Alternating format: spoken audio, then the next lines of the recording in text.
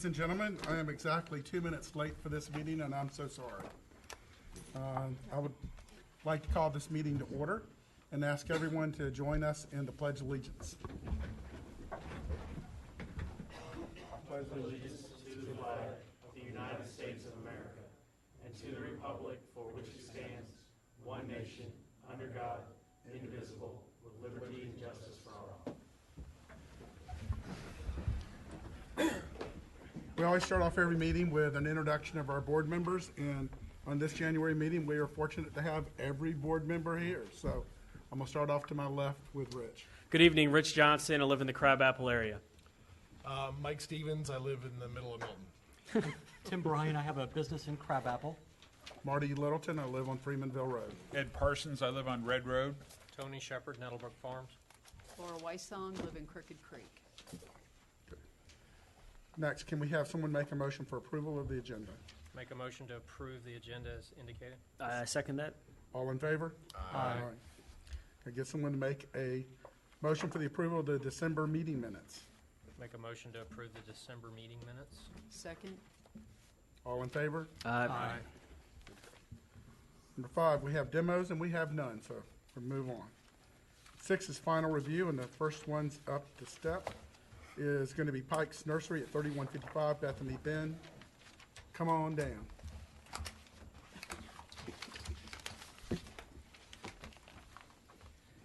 Mr. Chairman, members of the board, I'm Scott Reese with Brumbelow Reese & Associates, doing business at 13685 Highway 9, Milton, Georgia, 30004. Here tonight representing Pike Nursery in their application to construct a retail nursery at the corner of Bethany Road and Highway 9. This being the second meeting, hopefully everything is a little more clear. Mr. Jeff Lohman is here, the architect, and he will go through the architectural plans. We have the preliminary site plan where we finalize the location of the underground detention and the preliminary landscape plan. So, with that being said, I will turn this over to Mr. Lohman, and he will discuss the architectural plans with you. Thank you.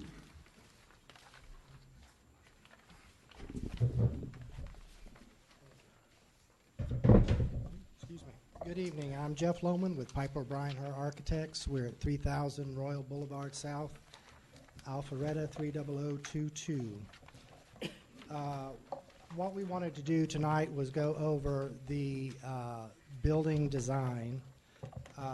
We had a courtesy review a month and a half or so ago. We incorporated some of the elements that you had asked for. So I'm going to, a lot of this is what you've previously seen. The main purpose of this will be to embellish on what the materials were for the buildings. As far as the building design goes, at the main entrance we added a peaked roof element that you can see. It's better seen in some of the aerial shots that we did. That was one of the requests, was to add more of a gable feature on the main building as we had on all of the greenhouses. Also, the facade facing Highway 9, we added a flat top element there to kind of break up that facade. We also added a slope metal roof that wraps around the corner and kind of highlights the main entrance of the building. We still have that same tower element over on the far west side attached to the greenhouse structure. One other item that we did modify, and again, that was some of the discussion we had last time, excuse me, on the brick columns that we have along the facade of the greenhouse, we have introduced a metal grid feature to kind of emulate some of the grid work that you're seeing in the storefront pattern, just to kind of create a kind of a cohesive look around the perimeter of the building. We didn't want to leave it too plain. Keep in mind, again, the greenhouses have to remain, for the most part, open as far as for ventilation. So this metal grid gives you some character while also accommodating the ventilation requirements. On the very last sheet, we indicated a couple of the materials that we're looking at, and I brought some additional ones.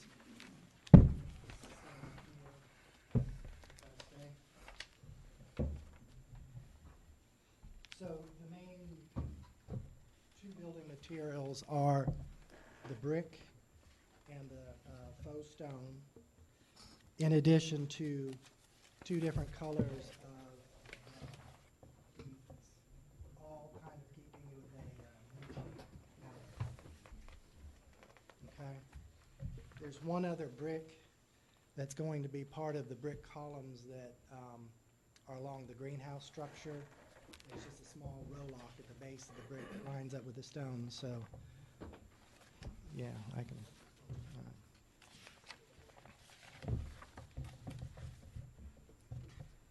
Okay, that's fine. We did indicate that we also have a dumpster enclosure, and one of the views shows that we're planning on doing a masonry surround, an 8-foot tall surround to match the building elements with solid gates. And we've also indicated on the plans that the rooftop units that we're illustrating will all be screened by the building parapets. So does anybody have any questions?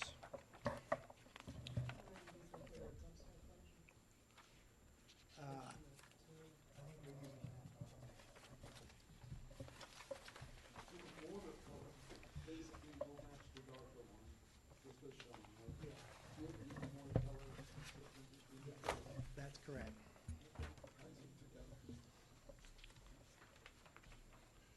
I have a couple questions. Where's the dark brick going? I don't see that on the drawing at all. On, Below the water table in the tower. yeah, on these smaller elevations where we have the linear greenhouse, we have vertical brick columns every 12 feet.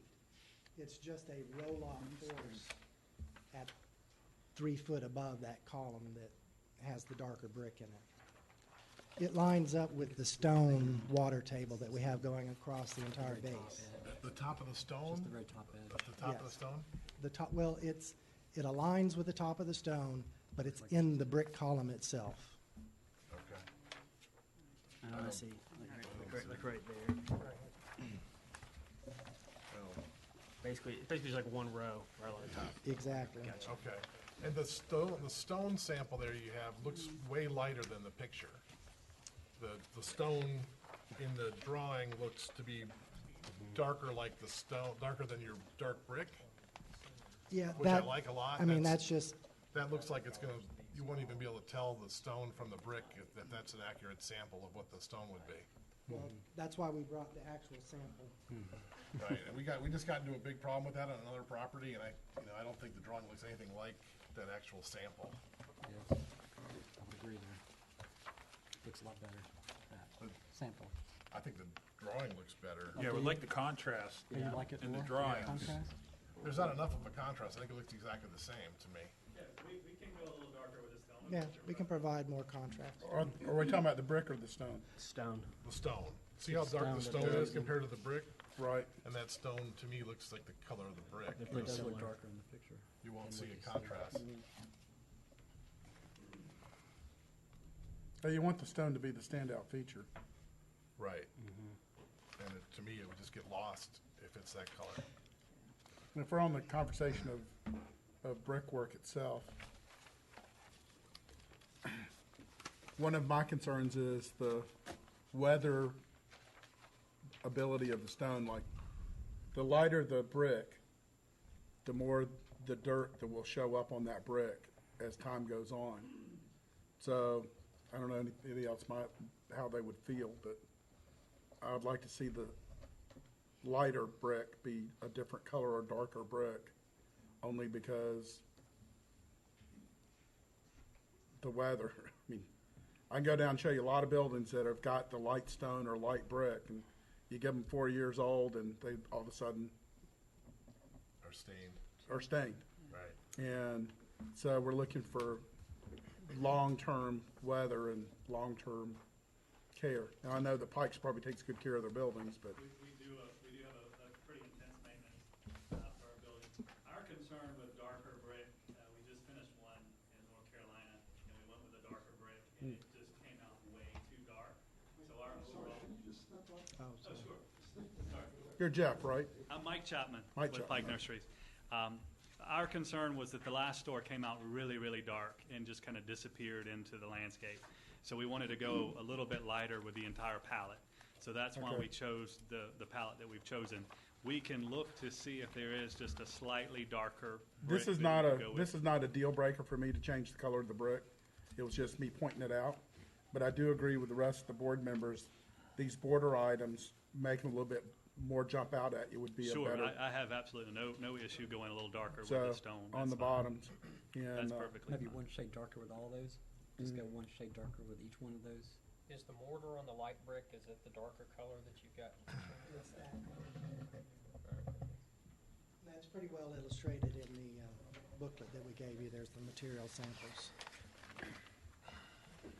So I'm trying to make sure I understand.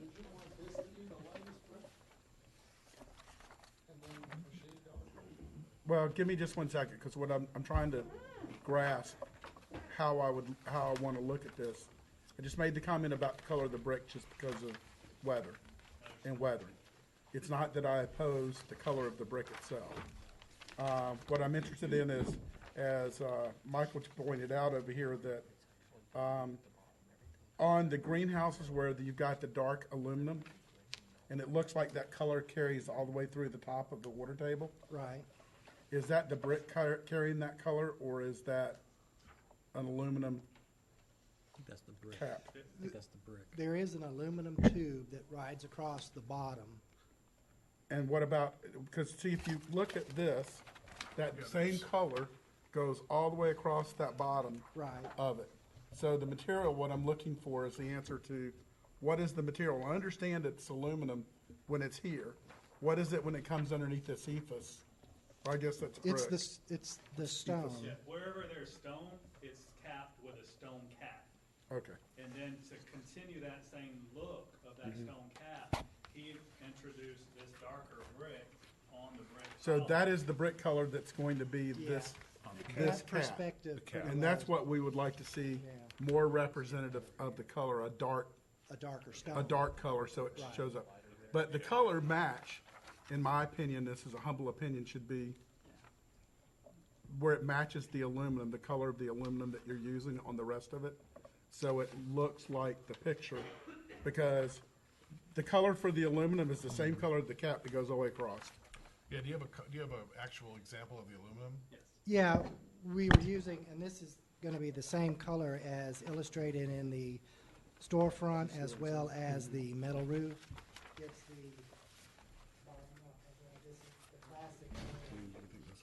No, It's like it'll a make deep a forest green, nice band, nice. typical of what Yeah, all they've used together. on their other See, I think the same thing, projects. all there, because their windows are gonna be this color right here. Yeah, If they make all that all the way down to it, it'll make it pop. ties it everything together. But the problem is, if you take one Just shade off the- different from here to there, Just the brick and then the it's gonna stone look are. terrible. But if you have it the same shade all the way We, across to where it's exactly. we can add I mean, the even if they metal took and color. capped it in the metal, the same as this, you know what I mean? Yeah, we can add That wouldn't that to look it.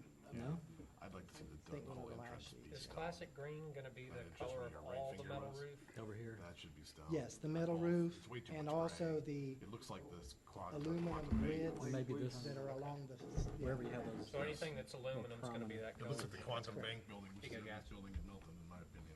It's way Oh, too yeah. much, way too much stucco and way too much of the same color. Actually, they should bring some more of the wood in. Which color is it? Don't get me wrong, I think a lot of things I really love the roofs, I really like the Dark bronze?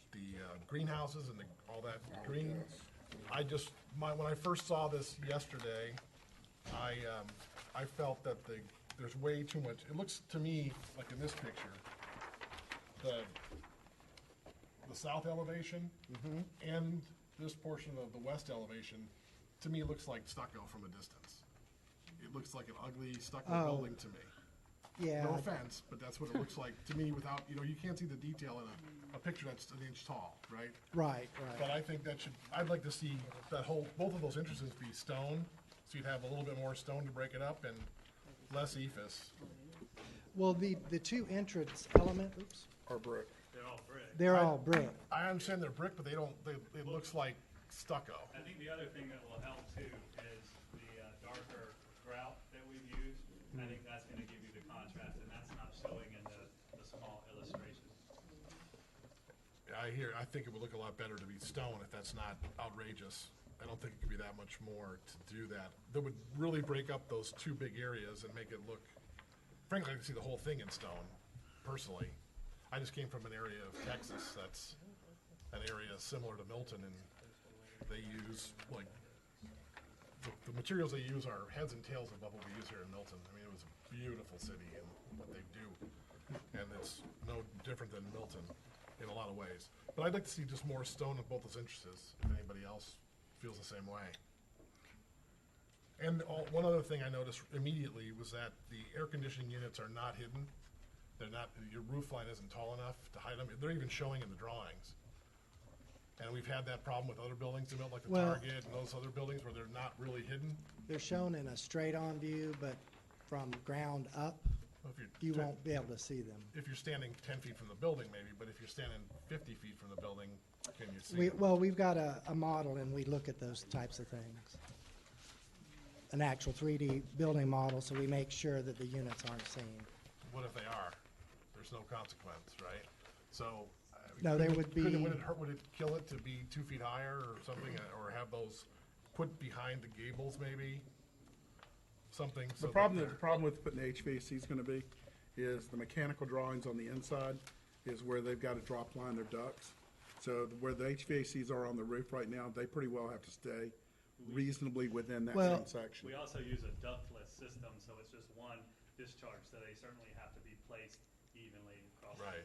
I mean, you're using standard ductwork on the inside, right? Or is it concentric?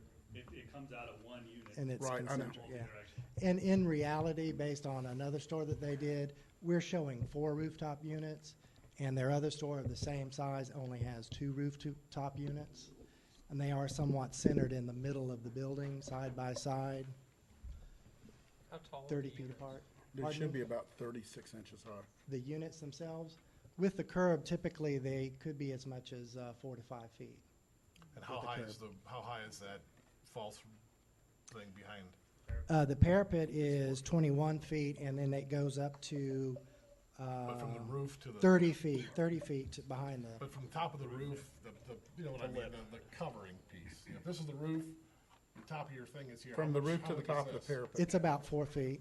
And the thing We're, could be 5 feet. we're so looking it's in the gonna neighborhood stick up above. of 16 foot for a roof height. On a new building, they're not gonna be at 4 feet because they're gonna use knockdown curbs and they're gonna be roughly 12 inches high. And that's just standard protocol for those. I mean, I can't fathom you would put it on a 24-inch No. curb. It's so just a 12-inch. It's gonna be a 12-inch curb, so 12 inches. And these look, I don't know what size they are. It look like they're probably about 7 tons each. So Marty, 36 high is it. do you want to see if there's any public comment before we keep going down this path? Okay.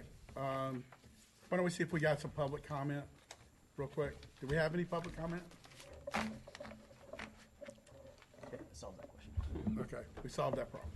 All right. I did have one thought here. Do you have any samples of what I guess these are going to be wood beams that are going to go around the perimeter of the building? We do not. It's just going to be heavy timber. One thought here is that the timber that is that sits on top of the brick piers there, that's also up there on That could be the highest roof, they don't look to be the same in terms of color. We typically on the, you're talking about the tower on the Yeah, roof. like We typically make that's- those out of ephes, and it looks like wood, but it's not, and that's from a maintenance standpoint. My suggestion would be to whatever stain you can make it We to make would- it as close to the other one. And then I would try and, I think that you talked about kind of breaking up the entrances and the signs. I really like these wood features in here. I would try and see if we can bring some of those into the entrances. Maybe you put a wood beam up underneath the door there, or up supporting the awning, something to that extent, to kind of bring that wood into the entrance. Because I actually think that's probably one of the better features on this building. So you're talking about adding corbels, maybe? Yeah, I'm not particularly, have a preference one way or the other, but you've Just got. to kind of visually support those awnings? Yeah, I think it just looks. It would really kind of bring in what you basically have wrapping the building into the entrance. Yeah, that's fine. We can replicate the same feature that we have up on the top of the, does that make sense to you? Yeah, we can incorporate something. It's going to be, the difference is these wood beams are out at the front of the awning.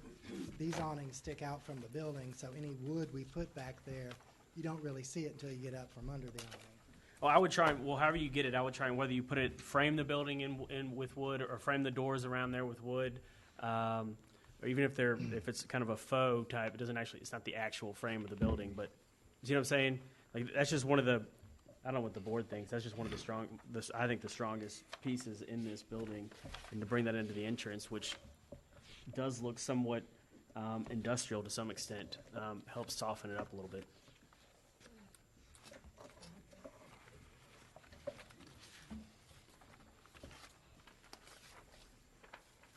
Yeah, and I have a couple of questions. Where's the sidewalk? I don't really see it on the plan. That's going to be on the site plan.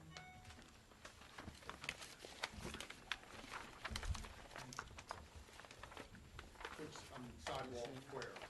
On Highway 9. We had the discussion about DOT's changes on Highway 9. Yeah, I understand that, but you still have to have a sidewalk. Well, that's in their DOT plan to build the sidewalk. 5 years from No. now, or 8 years from Yeah, now, if they ever or build 10 it. years, no, we can't do that. We're trying to get connectivity from moving forward, and not having connectivity there, that doesn't make any sense. The biggest problem in that area is sidewalks. And there's a lot of people who walk in that area, and not having a sidewalk, I think, is a real problem. Yeah, good catch. Yeah.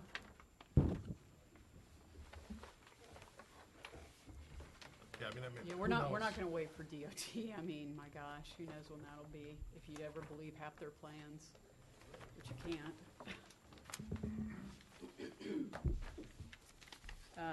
And the other question, on the lighting, is this the lighting that's in the parking lot? That's correct. Okay. We have a code standard.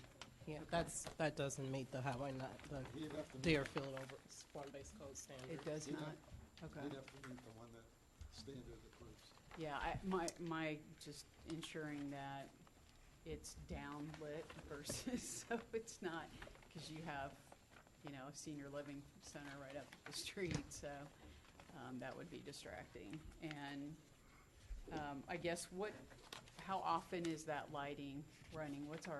I assume we have ordinance for lighting on and off, or do we? We don't have anything that specifies when it has to go off. These are LEDs. LED. So they're probably gonna be on dimmers. Usually we request that they're on dimmers so that if there's any complaints from the adjoining property owners, they can just dim them down and adjust it.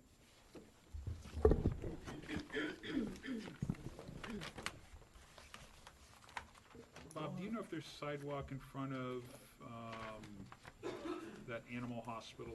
I'm looking at a Google Maps. I think I can see one. Your adjoining properties have sidewalks. Yeah, they all do. There's an undeveloped And there's one right there. Yeah. So the gas station has sidewalks, Yeah. and the property on the other side of you guys has sidewalks. That's the only piece that doesn't.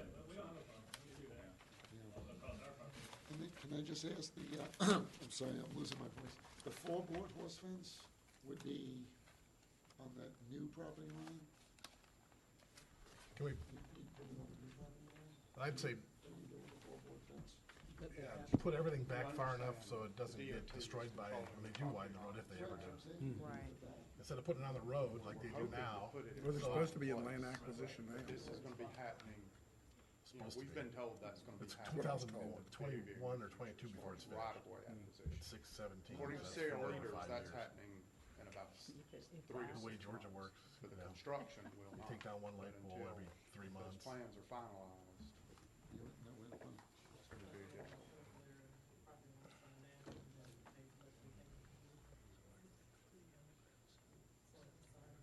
Right. So if they install everything, I'm sorry, I'm losing my voice. If they install everything to where the property line now exists, then DOT is just gonna have to come in and pave it, which they'll have to do. Right, Because so why who not knows push, when they'll do it. let's set it inside the right of way so it can be there permanently, but it looks good and is done now Right. versus never being done if it doesn't get done. Right? I mean, I think everything should be set back from where the right of way is gonna be, Yeah. where the new road's gonna be, so it doesn't have to be torn out. And That's that's just- what we've designed everything to. Right, which you guys have done. Right. Which a lot of places don't do. Right. And we built that whole shopping center where the Target is, and I was on DRB back then, and someone said, I brought up the objection that you're gonna have to tear all this stuff out when you widen the road. And the city guys who aren't here anymore, but the city staff said, oh, when they widen the road, it'll be on the other side, so it won't affect this side. Yeah, now I know that was total bunk, right? Guaranteed they're gonna tear all that crap out, and it's gonna spend a fortune, and all those beautiful trees that have been growing for 10 years are gonna be torn out. So let's landscape it on the inside of where the new road's gonna be. Okay, and just staying with the site plan, is it your intention to put the gates in? that you mentioned?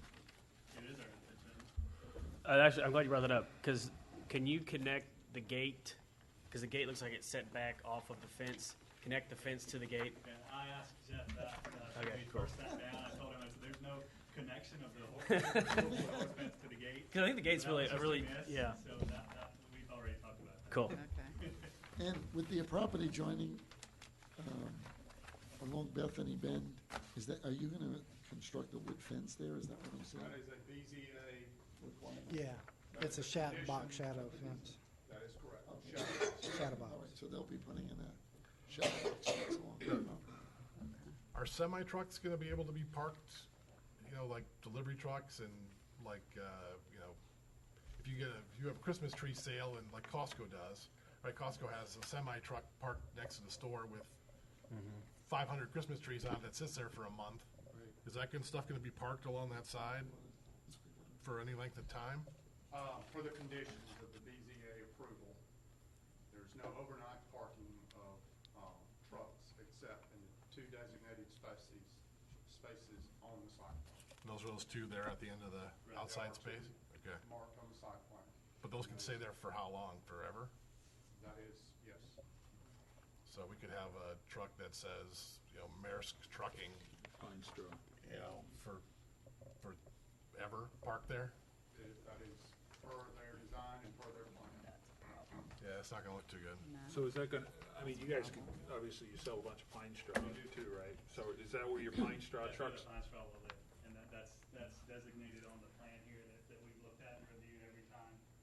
Right there is where the pine straw trailer. So it's really not a loading, unloading area, it's a pine straw Sales. truck Pine trust. storage area. It lives, and in front of that will be pallets of soil that you'll shop from.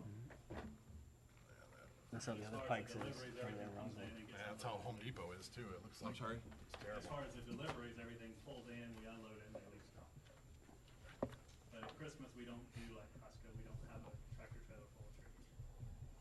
But there's gonna be 2 permanently parked trucks there selling pine straw or whatever else out. So it's not a loading area, that's a parking area for tractor trailers.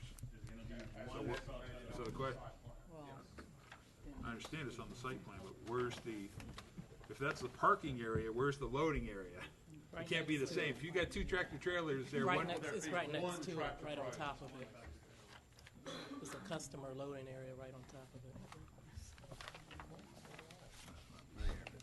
Tucked into the building.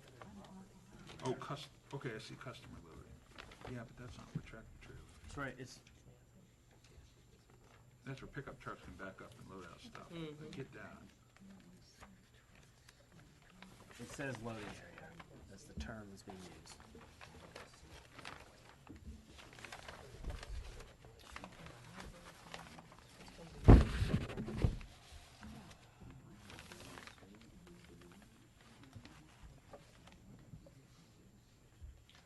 I mean, it's not visible from Highway 9.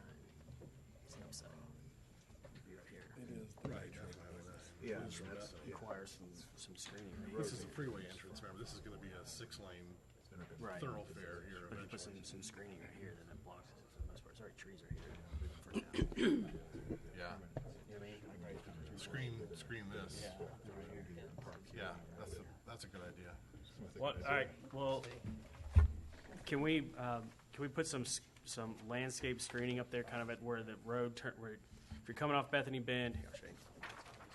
Coming off Bethany Bend, you've got the customer loading area, and then this place for the tractor trailers. On the opposite side of the street, the road kind of turns. There's a slight bend. If we can put some landscape screening there, that will at least prevent.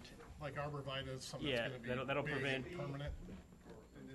Yeah. So that basically, when you're coming off that road, it's not like it's not that would be effectively your storefront, quite frankly. Put some there, and then right there at the other side of the customer loading, between that and the Yeah, between the gate, the building, the greenhouse, and yes, right there. To block the customer loading area, and that would help screen from Bethany, because Bethany's eventually gonna turn into a major thoroughfare when that freeway entrance gets built. The traffic on Bethany's gonna increase by 50-fold. What do y'all think about that? How much space are we talking about from the shadow box to the northeastmost entrance of the drive there? It is specified, and I'll let Angela detail that, but it's specified per the. It's not that much, though, is it? It's there's special codicils in the form-based code that dictates where fences can be placed, and we put it as close as Right. the code allows. What I'm getting at, Scott, is the fact that if you're on Bethany and you come around that shadow box, the amount of time that you have to cock your head left to see a tractor trailer is not going to be. It was, and I get your point, that was, what is represented is what BZA conditioned with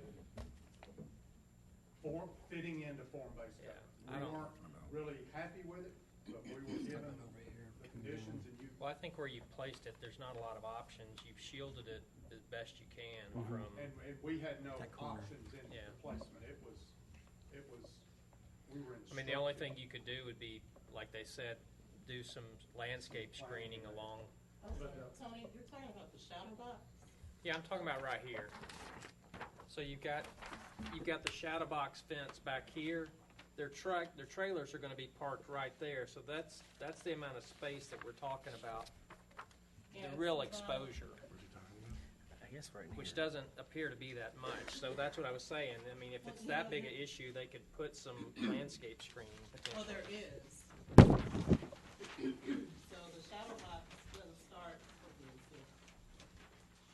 You wanna use this one? It's along the property line, isn't it?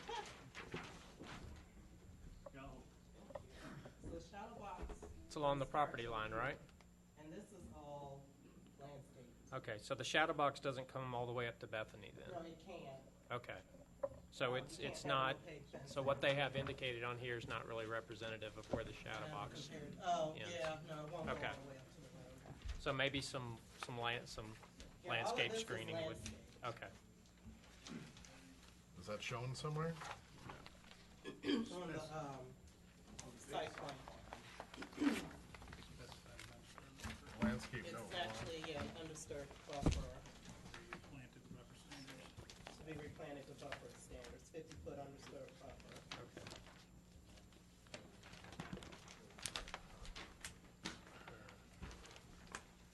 I don't think. I mean, Yeah. Let's try to let's try to get all of our thoughts here lined up. Rich, you first. I had 3 thoughts here. One was to incorporate more wood into the entranceway. that is similar to the wood beams around the perimeter of the building. 2 is to connect the 4-pillar fence there to the actual gate, from the street to the gate. And then number 3 was some screening around the corner of the loading area that we talked about that are mapped up there. Michael next. I can't support this unless you can't see the air conditioners from a normal distance away. It looks to me like they're gonna stick up no matter what. Maybe you're standing next to the building, you're not gonna see them, but it should be, the side of the building should be higher so those aren't seen, otherwise it looks terrible. And it just will. I'd also like to see both entrances be stone and have the stone be much darker, closer to the representation in the Stone photographs. versus brick. Stone Have versus- the entrances be stone versus the brick they're showing on now, those 2 main little character areas there, which I like. There's way too much gray, and I'd like to see less ephes. And have some kind of landscape buffer that blocks the loading area and the truck storage area on the side. Tim? Those are I my, think they pretty much said everything I was gonna say. you agree? I would agree. And we Alright. also need the sidewalk. The sidewalk Added. added. Sidewalk, yeah. I didn't say the sidewalk. All right, Laura, all right, That was it next. for me. Tony? Other than, the fencing alignment and the sidewalk, I'm fine with it the way it's presented. Ed? Yeah, the only concern I would have is the tractor trailers are gonna be parked in what's designated a loading area. It's really a parking area for for the trailers, not necessarily the tractors. I guess my only concern would be we've seen some really dumpy looking trailers. I don't know if you guys have your own fleet or what, if they look better. We don't have our own fleet, but we're particular with the vendor as to what they drop off. They can't have any verbiage or logo or anything on the side. Right, Or holes. Or holes. Or holes, yeah. yeah. And you guys said you're loading after hours? Are you gonna be, You're stocking the building Stocking the after. building after hours? We will in peak season in spring. We'll have trucks come in after peak rush hour. Yeah, okay. All right, that's fine. I'm good with what they've said. Okay, so the next step, Bob. Wait, I just had one thing. The brackets, could they be fiberglass or cedar instead of ephes?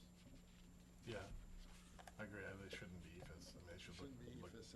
They won't look like wood brackets. right. We've done them in fiberglass and painted them or cedar. Either one. Okay, we've had so many comments, I can't remember all of the comments. So I them guess, hi, I wrote them all down. Angela? I've got them. Okay. And the lighting. Can we offer an alternate, instead of doing the entrances in stone, can we go to a darker color brick? The main reason for that is if you look at the column, the same architectural detail that are at the at the entrance and at the front of the building, that same detail is carried out on the left and right that flank the column.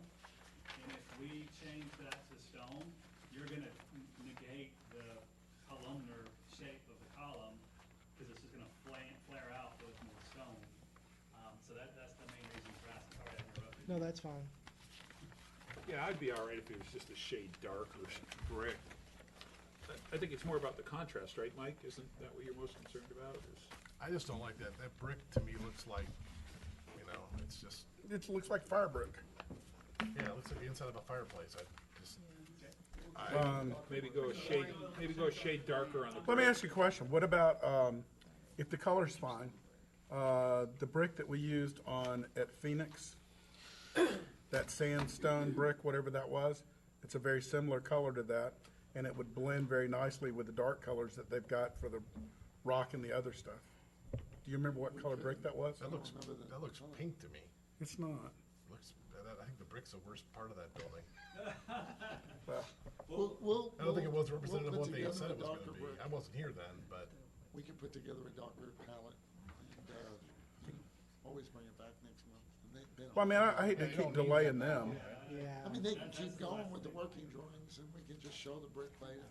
I mean, Try to go a shade darker on the brick. I would, Personally, I'm okay with allowing it to be where the color of the colors that are put together could be approved by staff. Okay, we'll just go with shades. Is everybody else okay with that? We'll do dark on the stone for sure. Yeah. And I Well- got darker stone color, I got darker brick and They entrances. shade dark over just everything. That's I what- mean, one shade One could shade be darker. like, leaving that up to interpretation though, I mean, I got white paper I use at home, there's a shade difference, but from 2 feet away you can't tell. Should So, we that let doesn't. Bob make the call on it? Yeah, it needs to be dark. I mean, I really like this a lot. It looks really good. Those don't look anything like this to me. The light colors do, but the stone doesn't. Right. So we're trying to make the stone look like. If you could have the entrances be the same color as the stone, but be brick, I'd be okay with that. If it's gonna change the architecture that much. Alright. But just be dark like the stone. I just think it would look way better. Anybody else agree? Okay, so am I understanding that we'll pull together some shades darker than what we have here and let Bob look at it? If Bob's good with it, we're good with it. So we need to have the board say that the changes in the colors of the materials would be subject to staff approval. And the arbor, could we just stain that like a dark chocolate or just not look like a natural wood arbor?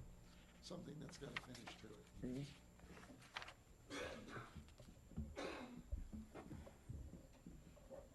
And then we'll research and try to do the corbels for the brackets out of fiberglass. I think, Bob, you got experience with that with the courthouse. Yeah, With we the do city. fiberglass or cedar, whatever. We, 5-pon makes it, yeah. something like Just Yeah. from a maintenance standpoint, we'd rather not do wood that You can just far. do a 5-pound product, would be fine. Okay. And pink. So have we covered all the issues, and are you guys okay with the issues that we covered? How can you hide the air conditioning units? You're I'll gonna give have you to my raise the personal parapets. guarantee. We have a 3D model of the entire site. Those are the pictures you're looking at. We have put a person at eye level on the boundaries of the property, and based on the perspective and the location of the Yeah, units. people don't see it people see it driving by. Like I drive by the Target every day. go out to the It drives me intersection. bonkers seeing the roofs of those buildings. It looks terrible. I mean, at minimum, the parapet height should be at least, at minimum, the height of the highest part of the mechanical. And we had the same discussion with those buildings. They said, "Oh, you'll never see them." And guess what? You see them. Everybody sees them. So Well, if the walls- if I understand, but you got your thing where you got to be in the boundary line and you can't see it from there. That makes sense, but that's not real world. Real world is someone driving down Highway 9 or standing over at the Starbucks. You're going to be able to see them. Yeah. That doesn't make any sense to me. So to Bob's point, if we make sure that the mechanical equipment is no taller than the parapet wall, we're good. Is that right? Yeah. If you can't. Okay. But I think you're already there. They're the same I height. think we're probably there in reality, but we'll make sure, so we'll put that. Well, those condensers are only 36 inches high. And if your wall's 4 feet, then. And if you're only going to use 2 and not 4, maybe you can hide them behind the raised part somehow. The problem is this front elevation is showing you. Yeah, in a straight-on elevation, That's why- that's the problem. That's what's, Can I ask you a landscape question? Lot of turf in here. What type of grass are y'all putting in? The landscape that you guys are looking at is the bare minimum that's required, and we are going to landscape a lot more than that. But what kind of turf are you? The turf that we would probably use would be a Meyer zoysia or a Okay. Xeon zoysia, a dormant grass rather than a fescue. Yeah, because I didn't want fescue because No, I in the don't either. heat it just looks terrible. No, I don't either. Plus it Okay. just drinks so Good. much water. and can I just ask, the picture of the dumpster enclosure is showing a concrete block. Yeah, I think we talked about that. They were going to use one Yeah. of those bricks. They're gonna use brick, what I, Yeah, that's a little boo-boo.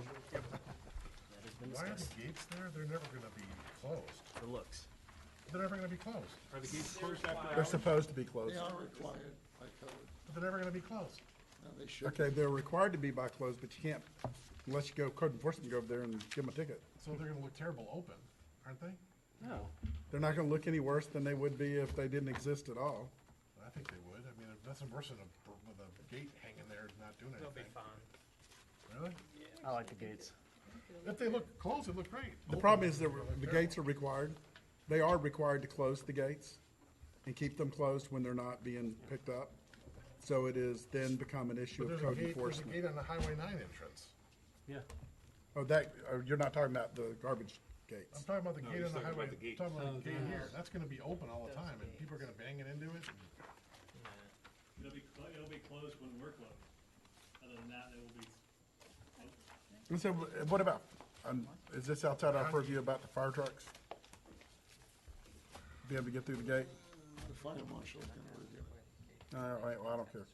And just one other thing, the back side of the gable and the little parapet that sticks up, it's gonna have a finish, not a roof. Sometimes they take the white roof and just run it up. It doesn't have a finish look to it. This gate is So always if you could just, Yeah, that one was finished with the, What direction are these, what direction, when these gates are open, which direction are they going to point? To the street? Oh, in?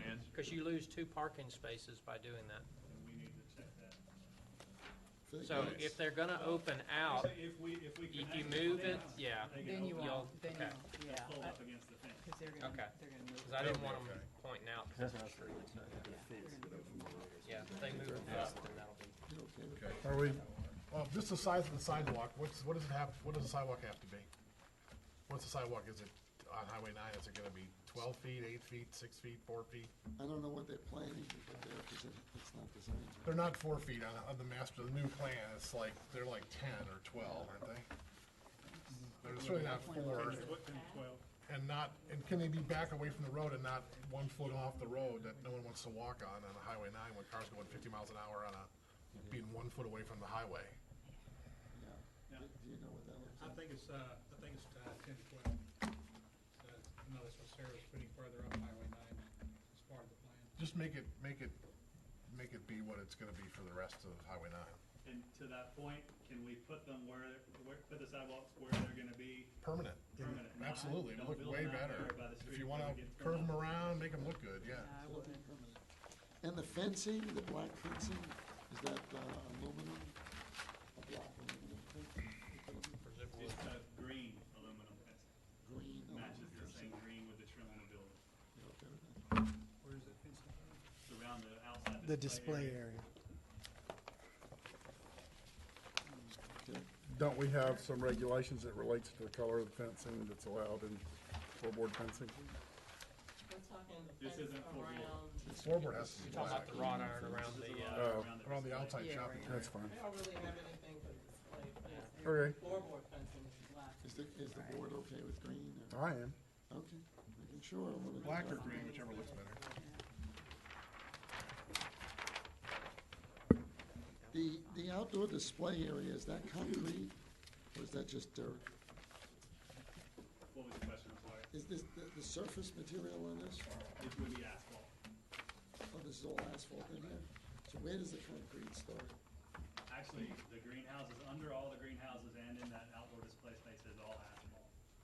The only concrete is the sidewalks and the So this, foundation of the building. what's shown white is not concrete? This is actually all asphalt? Yeah, that should be all asphalt.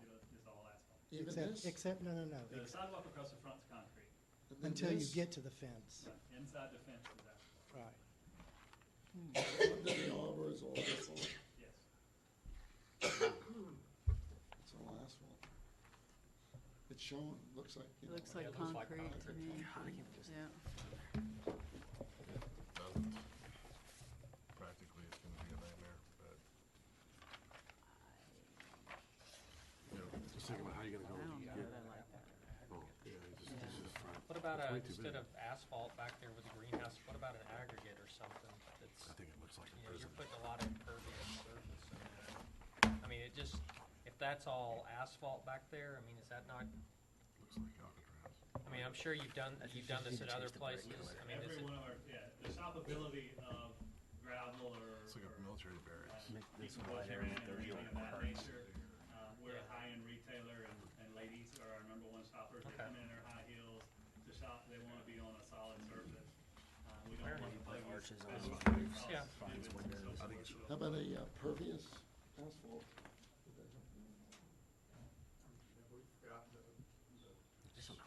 I'm surprised this thing fits. I mean, I guess it just looks like. Back, it's 5 stories in the back.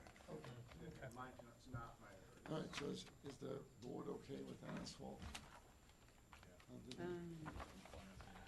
So basically, the asphalt starts, is everything inside the wrought iron or the aluminum fencing? That's correct. And everything underneath the roofed area? What about inside the store? That's concrete. That's right? concrete. So the entrance, All this is concrete. okay, that is Yeah. concrete. Concrete here, Anything everything that's else in is front of the asphalt. fencing is concrete? Okay, so that's the asphalt. So this area here is concrete? Everything in front of the fence. Is And concrete. we chose to do, instead of have a curb for the trip hazard, we chose to have the concrete flush with the asphalt. And then there will be curb stops for the parking across the front of the school, just right there in front of the brick and mortar. But everything else is curved? Yes. I'm okay with it. All right, Angela, you got all the, Yes, sir. Do we need to make a motion on this? we do, it's The a only thing fine. that I want to add is that there's no intention along this side here to put rack storage, exterior rack storage. No, that's plants. This would be plants. That's all plants. It's all plants, so you're not gonna have staff storage. Okay, that's good. I'm good with it. Okay, Would it, for my sanity, so I can go home and sleep tonight, would it be possible to run through what Angela has written down and make sure we're all in agreement with that list? that's what we're doing, gonna do Before we next. make the motion. That's part of the Got motion. it, Angela, or was I out of time? Yeah, you can run through it and I'll check We it. just talked about a lot of different things. Mm-hmm. All right, Angela, I'm gonna let you read them off. Okay. Start have with the a right one. motion to approve it based on. Angela's list. Okay, so, We're gonna make a motion to approve it, subject to the list that Angela is going to read off. okay. Incorporate more wood into the entranceway. Connect the fence to the gate. Add screening around the corner of loading area and truck storage area. Make sure that HVAC systems cannot be seen from the road. Increase the height. Increase the height of the parapet if necessary. Both entrances should be stone versus the brick that's shown. Or a darker No, brick. no, Or- we're going to darker, Or a darker brick. darker brick So both entrances should be a darker Darker brick. brick. per Bob's approval. Subject to Yeah, staff I've got that approval. later. May I say something? On the screening for the loading, can we clarify, and that's landscape screening? It is Yes. landscape screening. Remember we talked, there's some trees over there? Exactly, Yeah. but she didn't say landscape. I got you. screening. It's part- It's landscape. It's Angie's. Okay. We got the arborist too. And we'll add screening per the approval of the arborist. Okay. But the AC unit's not higher than the parapet. That's not visible from the street, but Right, just, and the parapet has if to they're be 4 feet high, at the least- parapet's 4 feet high. Yep.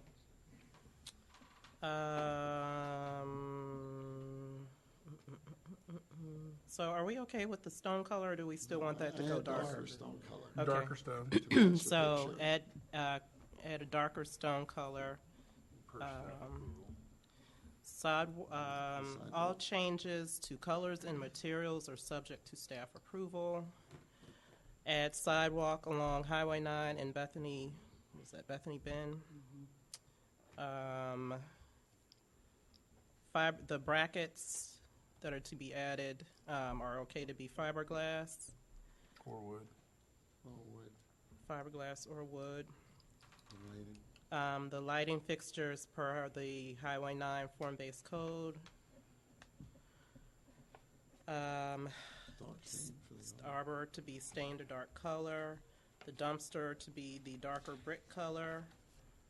Backside of parapet and gable to be finished with ephes.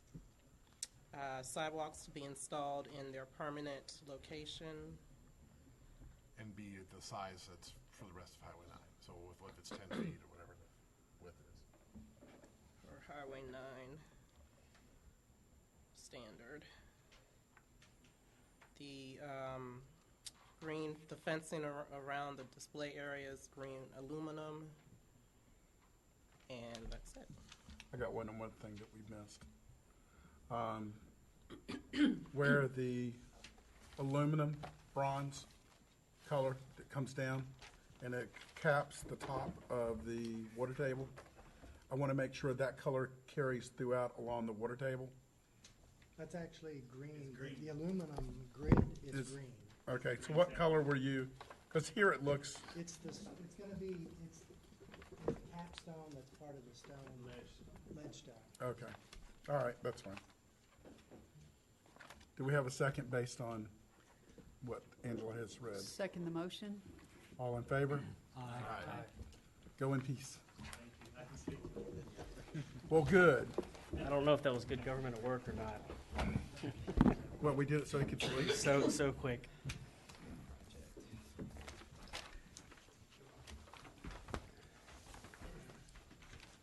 Next, final review of the Mayfield 840 and 850 Broadwell Road building.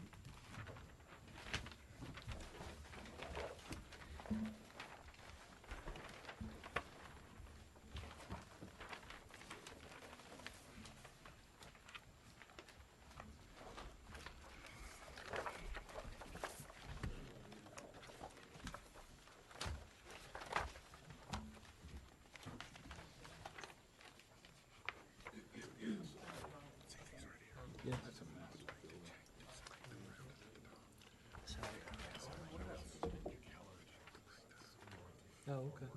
That's a lot of arches. Yeah, it is a lot of the paint along here. It does mean, maybe that would be kind of nice, tab at the top at the bottom. What if we did this? Even if it's just a recess, even if it's just a recess, Pushed it back. We almost create a instead of not being, because I'm not sure what's behind this wall, what are these? Those are Yeah, like ventilation you're gonna, like, parking shed.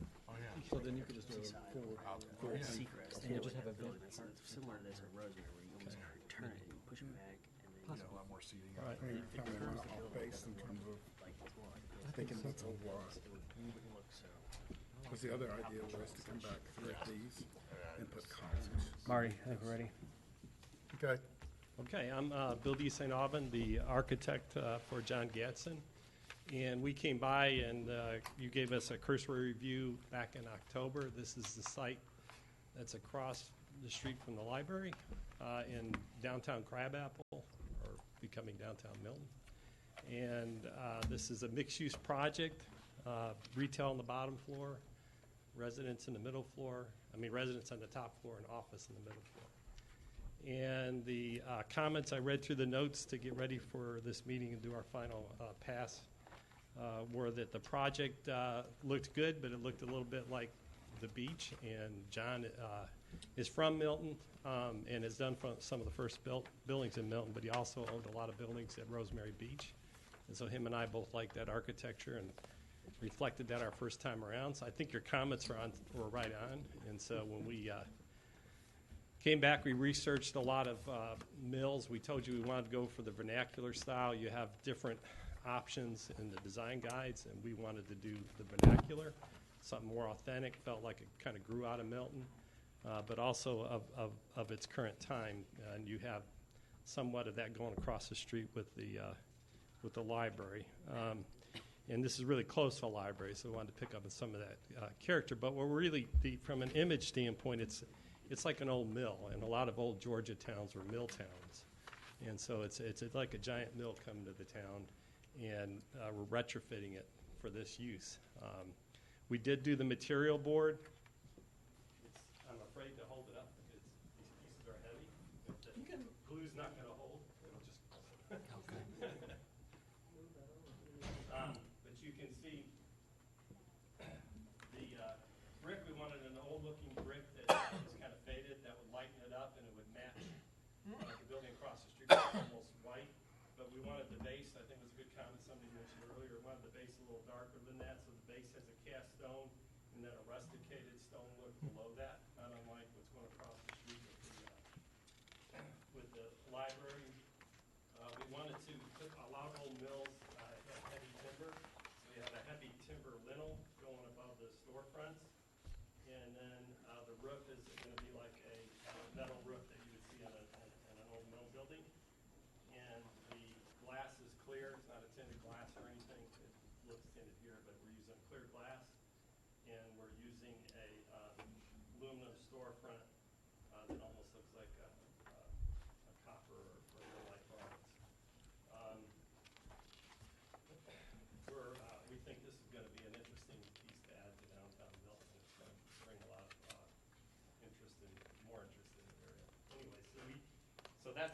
We have put together a very extensive package showing you all the elevations, showing you the lighting plan, showing you the photometrics of the lighting. And then I have Brian King here, who's done all the civil work, and it's extensive civil work. That's gone to date. Those drawings are probably, 95% to 100% complete. I only had a couple things that Can I came to just- mind. Can I just, Yes. I just want to make sure the board knows, and I apologize for my voice, but the board knows it's a mixed-use building. The ground floor is retail. Second floor is office, and the top floor is 9 units of residential. And 9 there's to an 10. arcade in the front. See, when you're looking at the picture, that's an arcade. You can walk in through the arcade. Oh, okay. Yeah, I don't think anybody has an arcade yet in downtown Milton. Some have porches, but this is a continuous arcade along And the the whole code front. allows that arcade. And it's deep. It's not fake. It's 15 feet, so it's a Right. deep And arcade. the middle is, where the fireplace is showing you, is really the elevator. So that's gonna be the elevator core. Okay. That brings you up and down. The Not fireplace unlike is what gonna be Ron and Adam are doing down the way, but this is a little more solid, bridge-looking piece that actually can be occupied on the office level, and then it creates a roof terrace for the residents. So they have like a rooftop garden overlooking the downtown. And then the bottom is this kind of public alley, has a ping pong, like a concrete ping pong table in it, and some different, and a fireplace. There's gas fireplaces in the public areas. I think it'll be a kind of a unique space. And we set the building in the site way back because John really wanted to save the mature trees. And so a lot of urban design guys want you to put the building right up on the street, but that would have took out those trees.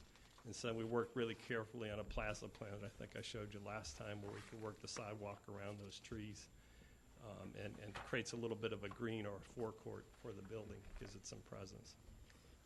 So it does sit back 30 feet from the road, 48 dotted building. up to the patio edge. Okay, so just before we conclude for comment, the roof is gonna be like a weathered galvanized, Yeah, weather galvanized look. weathered galvanized. And it has a parapet, so it goes, Bob gave us a tour of the city hall, and we were both doing the same, we're doing a similar thing where the roof, you see the roof slope, but then it comes down and makes a parapet to hide the mechanical units. There's a flat section that's sunken to hide the units behind, and it's 3 stories up. But we have a tall parapet going around it. And the rafter tails on the soffits are exposed. Yes. On the rear of elevation, it looks as though is it a parking garage underneath? Yes, that was a last-minute change to make sure we got the density calculations right, and the bank didn't want to do it that way, but your design guides made us do it that way to get the density, so we did it. I think it makes sense. It's how condos are typically done. They all share a big garage, and we actually got more spaces doing that, so I think that was a smart move. Nerve-wracking for my client a little bit. The particular financing wanted to just see garages from the outside, but we changed it. What's the opening to the garage? There's 2 openings that they look like barn doors, but they're garage doors that'll open up. And then They open out or up? I had them swinging out. We haven't gotten down to the details of that, but I want it to look like it would swing out and feel like it would swing out. It probably will. Electronically, so you just come up and push. And my only comment was that with the brick wall being so large and long back here, Yeah. I assume these are vents. Yeah, those are, and I should have brought that plan with me, the lower level plan where we put the parking in. Those are windows actually into the storage unit. So there's like an 8-foot deep storage unit that the different occupants can use, and then the parking's there. And we're going to have to ventilate it. We're going to have to get, it's not 50% open like a parking garage. It would look like, excuse my language, it would look bad if we did the typical rule. So we're going to have to ventilate it with fans and exhaust it. So one of the windows will become a fan that you won't see, but it'll blow out a lot of air to make that garage work. So my comment was that below your lights, Yeah. I was trying to break this up a little bit with either, I thought those were vents for the venting for the parking deck when I It first may looked need at to it. be. It's not a bad comment. So, but keep going. Keep So- going. But I was looking to either tie in the archway that's at the very top and making those a little bit longer, or do something to break up the straight line of the brick all the way across. Yeah, and it's a field stone down there, but I think that's a good point. It's going to, the whole thing drops down a floor as it goes back, and we have a rusticated stone below that line. It's brick up above. It's like Old Mills would have the granite base. It's Right. And then we have the smooth piece that separates it. But I think it's a good comment that we could even take it all the way down. Part of me had kept the doors there because they can just be another way to access the storage unit. But we can make them longer, like you're saying. With the masonry building, if you study old masonry buildings, they tended to be wider. The masonry was fatter at the bottom, and then as it went up, it got narrower. And so it may be we break it up by coming more vertically down with that form. I do see what you mean. It's a big wall, So that's what I was just trying to get away from it's a pretty building. So I live real close to this, so I'm glad to see something beautiful being put there. And I'm not trying to be critical of what your design is because I happen to like it. We spend a lot of time on the board trying to stop having straight walls of anything and have three-dimensional view look at something. And so when we see these like that, then I had one other comment. The living space at the top, are those functional opening windows? They'll be functional opening, and in some cases they'll be outdoor spaces that will happen before you get to your balcony. Okay. Yeah, and John's really critical about that. He thinks it'll help sell the units, but as a residential designer, you want those windows to open. Right. It might not open on any other level from a mechanical I don't think you have to have it except on the residential but the residential, side of you need to be able to open it and yell at somebody. Two forms of egress, I think. Yeah, that's true too. What about breaking up that on the back end? It's just a straight wall from the bottom of the building. It's just straight up, right? There's no offset or anything. Yeah. And I'm looking at page. I don't know what page. E303 is that? Or is that your? This one. Yeah, it's right there. The site plan. In the back of the building, it looks. There's 120 foot across and then 90 feet across.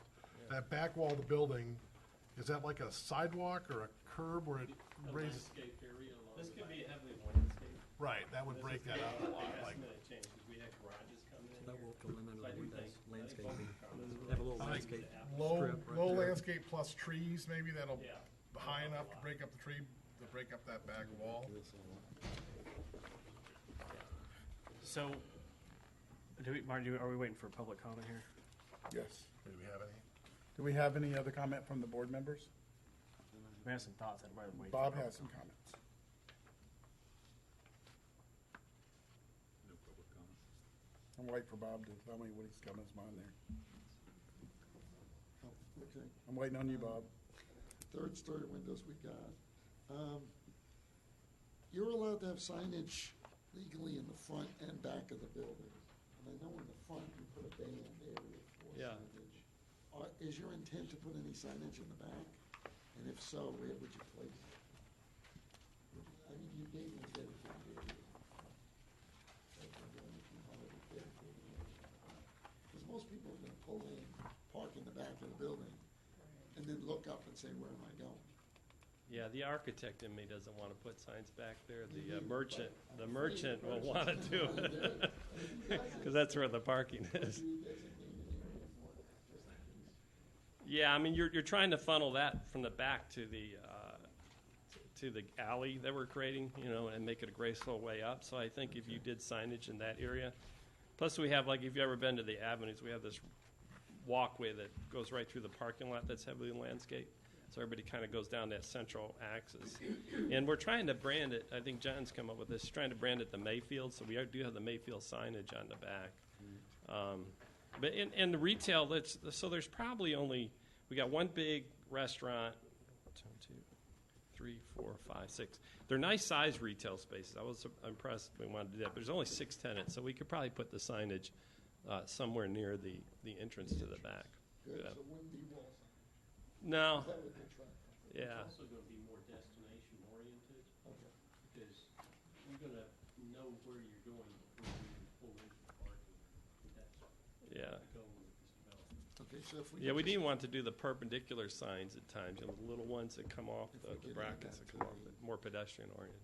If we could add that to the approvals. I mean, if you say not to do signage in the back, I'd be happy to relay that. No, you can't say that. I can't even with the approval. Okay. The front elevation, it shows us just graphically a drop, but it's an arcade. I was wondering, the plaza here, do you walk directly into the arcade like the German? Yeah, this is the best drawing. I mean, you can say it's a simple drawing, but this graphic might show it better. Yeah, so it's all one level. So this one now, because the site drops, right? It's not a flat world, especially in Georgia. But it dropped. We had to drop 2 feet from here to here. But what we did, you can go 1 to 20 here and 1 to 20 here. Just that's 20 feet. These are 10-foot bays. So there's no railing. It's very settled. It's a 5% drop here and a 5% drop here. So this is all one level. All your doors, we shifted that door over. All your doors are at the same level as this. This is one level, and that door is there, and then the door for this is over here. And this is another level. And it just goes, if this were 0, that's minus a foot, and that's minus 2 feet. So from the outdoor. So it gets taller because the office floor is flat, so you just get higher ceilings in here. Yeah. I just want to make sure I understand it. The outdoor eating area is at the same level as the front. Yeah, the outdoor eating area is the same level, and then you can actually kind of come up, right? And then handicap has to work too, so you come up here if you're handicapped. Yeah, so it's a little raised, which makes a nicer, but it's settled. I mean, it's probably this high. Yeah, it's But it's a raised dining area. And actually in old Georgia towns, you found raised walks all the time because that's how they delivered the hay. You know, they would come up and you'd have that. So a lot of old mill towns, you see a higher sidewalk, paying for handicap. Yeah. So the next one is the material on the chimney or the elevator core, is that gonna match the stone? Yeah, in the middle, we wanted the stone going up. The middle chimney, and then there's actually fireplaces in the residential end units, and that would probably be a metal, like a copper or something. Okay, the windows are wood or are they metal storefront? We are speccing now. We're going through pricing, and we'll come back if anything changes. But let me just tell you where the windows are now. Okay. The windows are we're doing an aluminum exterior with a wood interior, which is a really nice, easy to maintain, looks great on the inside. That's probably a slam dunk for the residential level. But actually, after walking through your city hall, I like what you did there, and I'd like to do something like that, which is more like a storefront, but it feels a little bit like a warehouse building because there's a lot of muttons in it. So that's probably where it's going to head, and that's probably going to price out better than the wood clad. Now on the storefront level, I mean, as a retail expert, a lot of times the wood at the lower storefront level for the system is not a bad idea. It's not easy to maintain, but you have to paint and freshen it up, and it keeps it active. And it's underneath the arcade, so I think. Yeah, but we're probably knowing John, it's going to be aluminum. All right. And Unless it was against your code. The overhang soffit catch that. material? Pardon? All the overhangs, the soffit material? Well, that's a good I just question. wanted to ask you what you're doing there. I should have done a wall section. Somebody's going to ask me that. It would either be stucco or hardy plank. Probably hardy plank. You know, Could it be more like a beadboard kind of look? Yeah, or- yeah. Okay. And the plaza, is it gonna be stone pavers or just concrete? I think we're going to do some pavers. It's probably going to be a combination. We're going to do some pavers in the middle. John showed me some really nice stuff at Rosemary Beach that we haven't quite gotten to that level of detail in the site work yet. Bob, the sidewalks would have to be pavers. Pavers? Yeah. And the critters on the trees. So you're doing paver, and we did the first phase a long time ago, and it was pavers sitting on a concrete sidewalk, which was really strange. The UT made us put 6 inches of concrete, then pavers. So Bill, you'll show me something. Yeah. The dumpster enclosure, you're gonna match the building brick? We had the landscape architect took that on. Did he do it a brick? Just got exterior to be brick or stucco. Yeah, I would do it's not brick to gonna- match. I was looking at the ones they did down by the Blind Dog, and I like those. You know, and they were brick and then maybe some wood. Those were nice. just I was going wanted to to take match the pictures and show building. John. Yeah, it can't be stucco. Pardon? It can't be stucco. I don't want it to be stucco. Good, I agree. And Make that a comment. eventually you'll show me the light fixtures on the facades? Yeah, I had one just picked want out. full cutoff that's- We have light fixtures for the site in our package, and right now they're matching what they did over at the library. But I'd like to even do something better there. And then John wants to do gas lanterns. So I have researched that more decorative for the building itself. Yeah. That's all I have, Mr. Chairman. Can I add one thing, please? Brian, included in your package was, included in your package was a demolition plan showing the existing two houses. It's part of our master construction plans for the civil. But today, this evening, I delivered to Angela a photo journal of the two existing houses, just so you can see the condition of these structures. And since we have to go to design review board, we wanted to make sure that this is all included in the entire package. Technically, you're supposed to come back for the demo. He's asking what style I would call it. I think it's mid-century. So it's looking like this with clear glass. It's not going to be anything like this picture. Angela, do Regular we need to windows, clear windows. modify Oh, this? yeah, This they for get the all the demo? color from the dark windows, which are clear. If you want to, but they do need approval for that.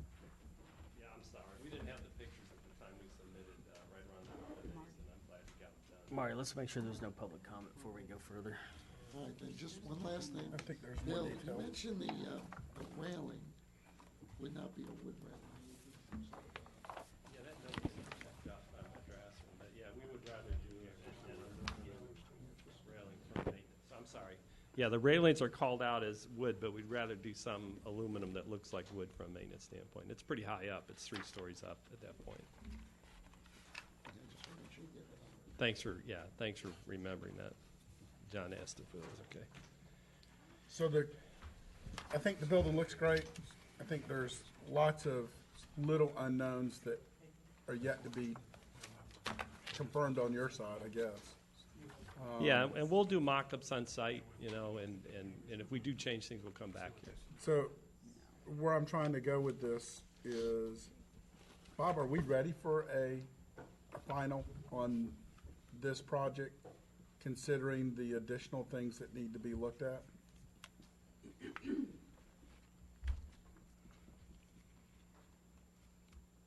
And how do we ensure that if in fact we were to go ahead and give them their final, how do we ensure that we've resolved the few things that we've brought up? You can either have them come back, or you can have them, all the changes for staff's approval. Yeah, If you wanted to see that rear elevation again, I think it would be a good idea to do that. I just, going back to our previous experiences, I think we said moving forward, we'd like to see 3D mock-ups, remember? And what the material actually really looks like, and have the material samples, because we ran into issues before. Well, he did bring in, do you want? We've got the samples. We got materials samples here, but it's a good comment. But it's in the normal architectural process, when you're doing, really high-end buildings, you specify the specs, that you build up a mock-up of the typical bay on site, and you inspect it. I mean, we're gonna make sure this is done right, and it's a little early in the process to go to that level of detail. You haven't selected a contractor, you haven't priced the whole thing out, you haven't got approved to move forward. I'm just telling you how normal architectural, really high-end projects work. Right, well, we had a high-end project just recently, and there were issues on the construction side due to differences in opinion between the architect and the design review board, so we don't want to be in that situation again. And so my advisement, Marty, would be that we maybe rethink this process. Is there any other public comment? I've got some things. Go ahead and make your comment. I want to wait for public comment. Make sure Yeah, is there any public comment? Do we have any public comment on the building? No. Okay. Make sure we hear all sides before we make any decision. My concern is that the drawing is not gonna look like the finished product because you said the windows are all clear, right? So if this was an actual building, it wouldn't look anything like this drawing whatsoever because every window is dark tinted brown, right? It So it's really depends on not- the time of day you're looking at it. I mean, I realize it'd be dark Yeah. inside and all that, but it just, I mean, it's just a concern to me that it's gonna be very, very light colored, and there's not gonna be any dark color to it. Yeah, I would just rely on what old mill buildings did, which are probably more clear glass. It's better for you, health-wise, to have clear glass. Colors look different. Let me ask this question, Bob, and to you guys.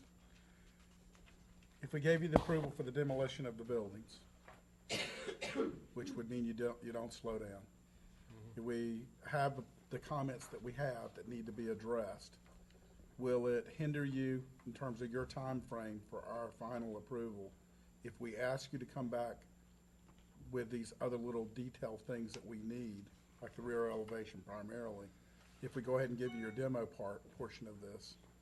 Yeah, no, we want to be a partnership with you. I don't think we mind coming back. You know, we'll probably come back next month because he is trying to get it done as quick as possible. Right. And so we'll I'm be trying here to the work first with Tuesday you of by February with those helping you changes. keep moving forward. Yeah. Yet let's try to resolve whatever the comments that the board might have and then move from there. So is the board okay with approving the demolition of these two structures? I'm fine with the demo, but before we close, I have just a couple thoughts. Okay. Have y'all given any consideration to, you have this road that's going to basically be a straight shot from Mayfield to what will eventually be the new kind of roundabout here that's going to connect to, that's going to end up resulting in cars just cutting right through there to save time, skipping the roundabout, cutting around. Have you given any thought to basically taking this road that adjacents Mayfield, putting it on the other side of the building and moving the building over to closer towards whatever this property is on the, I guess it would be on the left side here? No, the road needs to be as far from that turnabout as possible. So if it would create more traffic problems if we got I see close. what you're saying. Yeah, I'm fearful you're going to get a lot of cut through traffic there. This is a good drawing that they do. This is yeah, and that's the intention. I did the master plan for here, and the idea to help with your traffic problem is to allow people to cut through. So it's really the nature of a grid. You got two solutions. You can widen the road. Yeah, I mean, I recognize that. I'm just stating that if that's what you want, you're okay. If that, then just as long as everybody knows that's intentional. Then the other We thought probably is, should traffic. I mean, it's a good point. You want people zipping through there, so we probably should traffic calm it. You know, so it slows them down. so then the other thought. I'm sorry. We've also provided interparcel access so that people don't have to go back out onto the main road, and that's Okay. as this block develops, there will be interparcel access. And that'll be more turning movements, which will slow it down. You know, cutting through. And then I guess my kind of thought is like I really like the concept of this plaza here in the front, and I'm wondering if it's getting its maximum usage. So, I mean, I don't know if to the extent we could move the building back a little bit to really amplify that plaza that's going to be right on the road. I think that could actually be a huge focal point for not only the building but for downtown Crabapple. If it's more, I mean, you guys talk about Rosemary and all that kind of. You know how Seacrest is. They've got that. It's in Seaside. They've got that kind of amphitheater in the middle there. I don't know if there's enough. I know it's 48 feet from the road to the building there, but Could probably do it if you move the road off of his property in the back. but I mean, is there We're is there right there with the park? The building would be at 30 feet, which is the maximum we're allowing. Okay. So we're actually back as far as we can go. There- It'll be that nice. So was what people don't and plan, a green space looks a lot bigger when you actually get out there. Yeah, I think it'll be bigger than. it And then won't my be last seaside. thought was, are you planning on having restaurants here in this bottom level? Yeah, the bottom right, closest to the roundabout, is a good sized restaurant. Okay, and not the one on the bottom left there. No, I just you thought it'd be have interesting one. to bring that patio out, maybe around the corner there. Yeah, that'd be nice. To see, I mean, you know what I'm talking about, like where Yeah, that'd be really piece where because it kind of hangs off there a little bit to have a patio come so that the if it was going to be a restaurant could have some additional outdoor seating. Yeah, off this side. Yes. You're saying over here. Yeah. The only Yeah. thing you have to be careful with that is the outdoor seating counts towards parking. We came up with that rule. I mean, yeah. Outdoor seating counts as parking? Yes, it does. That is, Every visitor. We can add bike spaces. Towards parking. that's Yeah, ridiculous. there you go. Vespa parking. You fit that. Are there, just a curiosity question, is there any current plans for the sites on either side? Once that- You know, it's in the real estate negotiation. John goes back and forth with Bruce, and you know, eventually he's waiting for you guys to do the road. So you're the city's the third player in that piece right next to it. And there's somebody aggressively assembling all that. It's a hot area, but that person's saying I've got to get my financing and offering a lot of money for all the property. So who knows if he'll do anything? You know? John's serious, so he's going to do something. Yeah, the corner. It would be. It's a good point. I mean, I'm trying to encourage them to get the corner because I think that's a good site, and I don't know what Bruce is going to do with it because it's just a little piece left. You know. And this road is allocated as part of the new tax. So where is this project? This is still, you don't have a contractor yet hired, is that what I heard? We're trying to, within this month, we're going to sit down with two different contractors, good local contractors, and beginning to get them to price it up, make sure we're still hitting the target. So you're not on a demo phase for the structure? Yeah, but the demo you can get anybody to do. They might move quick. I mean, Well, we're also in plan review as we speak. Plans were submitted 2 months ago, and I'm working on comments, still waiting on some comments, but have received multiple comments, and I mean, hopefully in the next month we will be ready to pull our land disturbance permit for this project. I think John's ready to go. He had one tenant that wanted the whole second floor, and we would have had to, be a lot further along. That tenant. I mean, moved you're out gonna of have enough, if Milton. that's whole thing is all office, you're gonna have enough parking in the back there for that and retail? Yeah, what's nice about the office and the retail, he's actually signed agreements that like the restaurant can't open till late, and so office and restaurant work pretty well in terms of sharing parking or retail in general, because now that everybody, both spouses typically work. You don't have as much shopping as you used to have during the day. So you shop after hours. So that's not a bad. And he's done all the mathematical. I'm telling you the theory, but he's done all the math that proves that works. Yeah, if you'll turn to the site plan, there's a detailed parking analysis broken down to the various different times of day, and it's on the lower right-hand corner of that sheet. The code outlines that, those requirements. It gives you the different times and the credits you're allowed to take. So he's applied for that, and he is in compliance. Okay. So it does work. And we have parking under the building too, in the garage. For the residents. For the residents. There's 23 spaces in the building. in the inside the building. Yeah, that's a good call. We picked up a few spaces. We got rid of the garages, the individual garages. Okay, so are we gonna approve the demolition, and then, Angela, do you wanna just read back the comments? So that we can-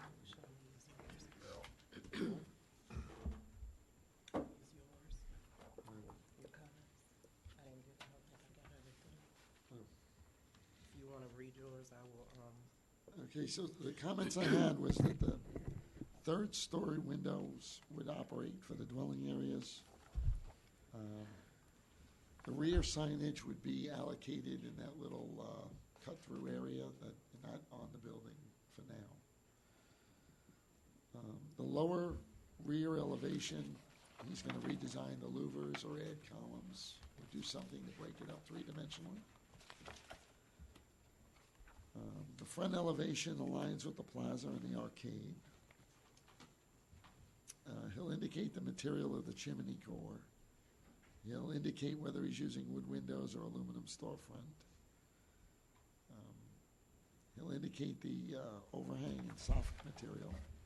He'll put pavers for the plaza stone area. He'll have matching brick for the dumpsters. I'll go back to that. So I think the arborist is asking for some sort of pervious material. It can be optional as long as it's pervious. Pervious. We may give it to Public Works to make sure it's there in agreement with it, but it'd be a pervious Okay. material. Sidewalk included? The sidewalk, yes, that's what we need, Okay. is a pervious sidewalk.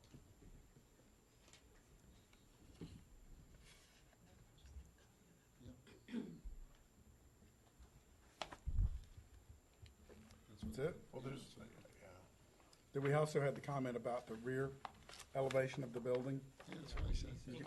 Okay, all right, good. I'm sorry I missed that. So those are the issues we'd like for them to come back to us with, resolution. And I would add to that, to ensure that we have accuracy in what the project color, all the colors, everything, what it looks like, that is a realistic depiction. We really need to have that before moving forward. Color rendering? Yeah.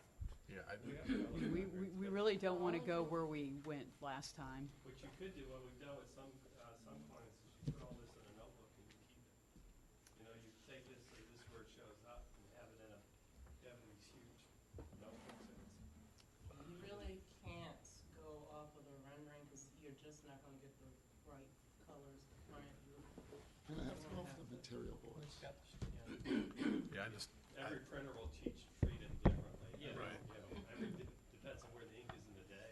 It's really hard. It's a pain for us. But we do require Each printer mock-ups now. driver uses Right, and different that's Pantone. what we That would need. have helped on the other buildings. Yeah, we need a mock-up. We do a mock-up, and then if I see anything that's different, I can invite the board to go look at it, and then the applicant yeah, can come back. my personal opinion, I don't think it's gonna look anything like this drawing. Are the colors and materials listed in the book? The presentation book? No, materials are.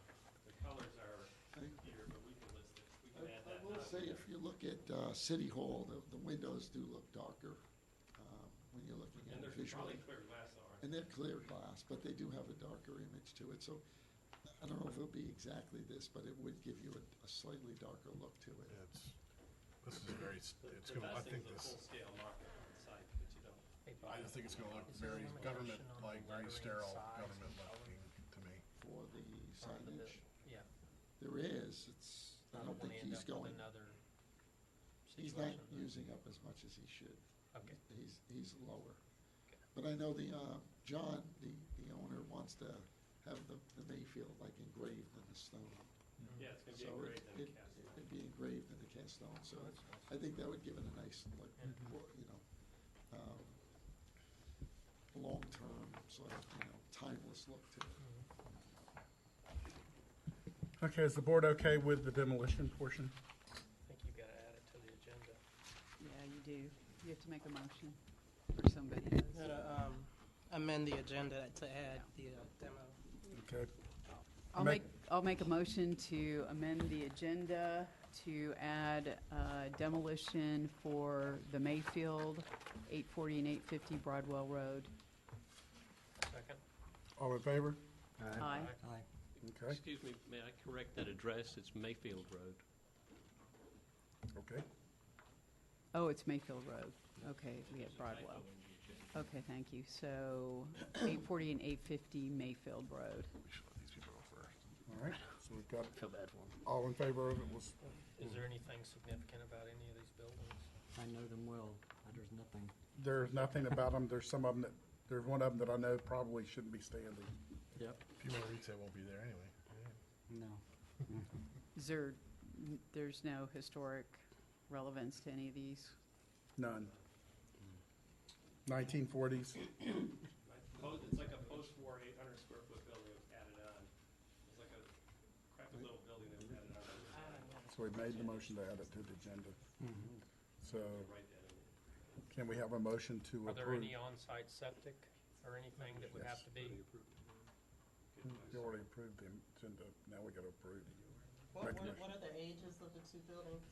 At this point in time, we have not found evidence of the septic So there fields. would be no infill or anything that you would have to? Okay. Until we expose that area, I mean, we can't find any records of the septic systems or tanks. We're gonna start geotechnical in the next few weeks. The same speech would be given that we give to everybody is, that the site is, when you demo the building, the site's to be cleaned, raked, and grassed. Just so that it doesn't look like you got bricks standing up. And if there are any wells, septic tanks, they're to be filled in. Yeah, it's dangerous. Good point. Okay? And Mr. Chair, we just got these tonight, so I'd still want Angela to double check the roster just to make sure that nothing here is on the list. Pardon me? On All right. any list, so you could approve it, but Subject. subject to. Subject. I make a motion to approve item 5A demo for Mayfield 840 and 850 Mayfield Road, subject to verification by staff of no historic importance of the buildings. Second?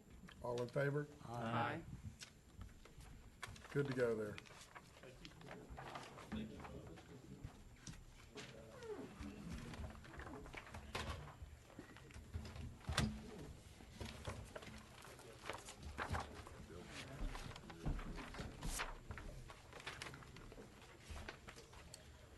Next, we have Braver Townhomes, 1219 and 12 through 1239, Parkstead Lane.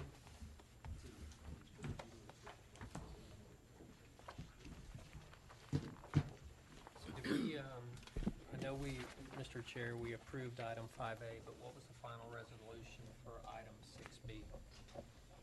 We never made a motion. We postponed it, did we not? Did we We make do that need to make a motion? motion to postpone 6B, Motion to defer. to defer. I make a motion that we defer item 6B, Mayfield 840 and 850 Mayfield Road, until such time as staff has time to review revisions from the applicant Or just in the next. for the next meeting. Second the motion? Second. All in favor? Aye. All right. Okay, you, Matt? I am. Good afternoon. I am Matt Kreveling. I work with Pulte Group. My address 3296 Twin Rose Place, Milton, Georgia. I'm here to talk to you guys about Braden Townhomes, an extension of the Braden Townhomes that are currently in Crabapple, between townhomes and the commercial project that exists.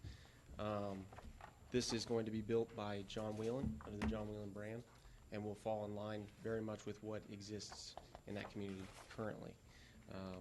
We postponed this project due to the roads expansion, and we are going to start on the two townhomes that I have here in question. It's going to be 2 5-unit buildings, and I have here the site plan that we can take a look at. As you can see, the site plan is the 2 townhomes. Each end unit is going to have wraparound porch. Porches will be about 8 feet. Well, they'll be exactly 8 feet.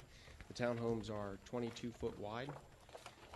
They are 46 in total depth, with 8 feet of that over the rear driveway. The square footage will be 2,600 square feet, and they are 3-bedroom, 3.5 bath. I'm going to move on to the elevations. I have some boards here.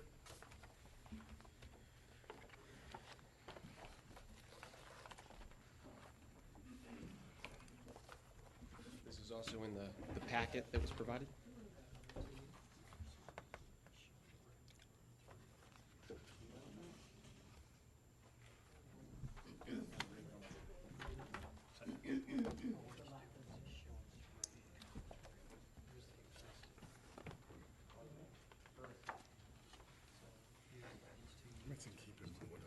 So as you can see, we are dealing with 3-story townhomes, 2-story being in the front.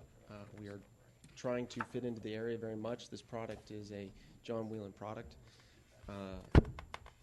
We are going to be using 2 types of materials for the most part. We have hardy siding and all brick. The brick is going to wrap around the sides, around the first floor, and carry all the way through the back, because we are going to stick to 4 sides architecture, or 360 architecture. The rear is also going to be all siding above the first floor. We will carry dormers from the front to the back. We will have gables on the rear, and then, as you can see on the sides, we have some bump out, as well as the porch returning on the sides to draw interest. Now, only each corner, as you can see, will have these interests. Right here, in between the units. Your side will be a little bit more of a plain appearance. We are drawing more interest to the end units, of course. The windows will be, of course, of course they will be wood. They will have grids all the way around, even though our rendering does show the rear being full light. That is just a graphical error We will have sunrooms on the back of these houses to create some dimension on the back. And we will go with steel stamp garage doors since they'll be inset and in the alley. Here's Are the porches recessed back? The porches are not recessed on the front. I'm talking about on the back. On the back, there is a sunroom on the one side and then a deck exposed on the other. But underneath it, is it the garage underneath it? The garage is recessed 8 feet. So the sunroom and the porch, the deck, Are cantilever out. Cantilever out. How many Onto feet? the two piers. Oh, I can see. Yeah, we will have 2 brick piers holding up and a beam going across that holds up the deck and the keep unit. So the garage doors are Got it. actually recessed back. Now, I do ask that the colors, that Bob and I would work together to come up with the colors that fit the area best, like we have in 2 last communities that I've dealt with, which would be Kensley and Oakmont, to come up with the best that will fit in that area. Okay, do we have any comment from the board? Couple quick thoughts here. On the rear elevations, lots 1 through 5, and I'm guessing probably 6 through 10. I guess, I don't know which homes it is, but the middle ones, they've got the porches that are like kind of facing each other. in the Yes, that is so basically the orientation of each house, kind of in the middle area, we flip them in order to get the sides to be the most desirable side for the houses. And that's the reason. Yeah, I for guess it. you don't have the patios on the outside and the ends Exactly. here. Exactly. Is there a way that you can either remove the patio? For me, I don't know. This is more against personal preference. You go and you buy a house and you walk on your patio and you're looking right into your neighbor's patio. Would a privacy fence? Privacy fence, or I guess make the sunroof on that middle one the whole back, and so don't have a patio on that back one. I got you. We can definitely create some privacy. That's not a problem. See what I'm saying? What are we doing tonight? Are we giving them a Final review here. final review? Final review. Yes. So do you have the samples of materials or anything? Is it going to be the same exact as Brayburn townhouses? Yes, it'll be brick and hardy siding. But all the same and the same quality shingles? Yes. Whatever they are? Yes. Okay. It'll be architectural shingles, wood, windows, and of course, standard brick and hardy. Yeah, as long as it matches the existing Brayburn, I'm cool with it. Those are fantastic. Perfect. Thank you. Are these painted brick? We will have one painted brick or a couple painted brick. I mean, Bob and I we can sit down and talk about it. We definitely want to create independence between each unit. So the color of the materials is something we would leave subject to staff. What's the handrails and so forth, the front, the porches of these, what is the material used on all of that? We'd like to do Simboard material due to just maintenance for our buyers. It's just a synthetic wood. And are these wood porches, or is that concrete? Yes, or- they are actually wood porches on concrete or on brick piers. Where will the AC units go? The AC units will be on the ground floor in the back underneath the. Between the garage doors? Yeah. You're not going to stack them like those ones in Brayburn. No, I don't know the stacked ones. There's a couple back there that stack on top of each other, or They elevated. will be to the side, one side of the driveway underneath. What about exterior lighting? So exterior lighting, of course, we'd have the front porches be lit. I believe all the street lamps are already in. This is an approved plat and just a completion of the project. But your air conditioners are not going to be underneath the porch, right? They will be The underneath. cantilever portion?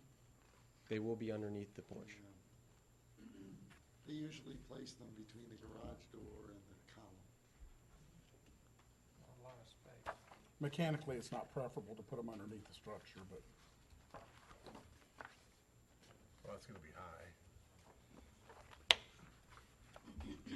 So Matt, the floor-to-floor heights on these? The floor heights will be 10, 10, 9.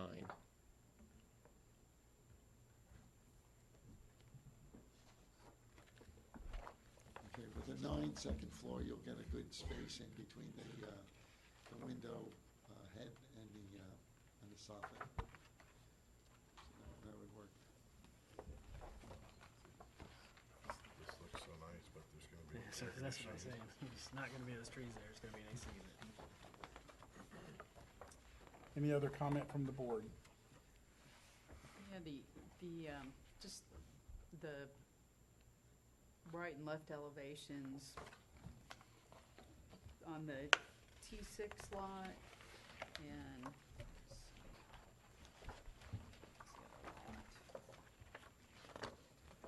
Actually, that is a typo. The T5 is actually T1, and T1 is actually T5. well, the current T6 that I'm looking at, I'm just looking at the side elevation. The windows seem really small in T1 and T6. It'd be better if you could maybe do a little bit bigger window. Sure. What we can do is, under the windows that are transoms, typically there's a reason interior-wise that we would do that. We're more than happy to put like a closed shutter detail below to create more of a vertical element and not a horizontal window element. Restaurants. Yeah, they just look really, really small, looking at the side, but.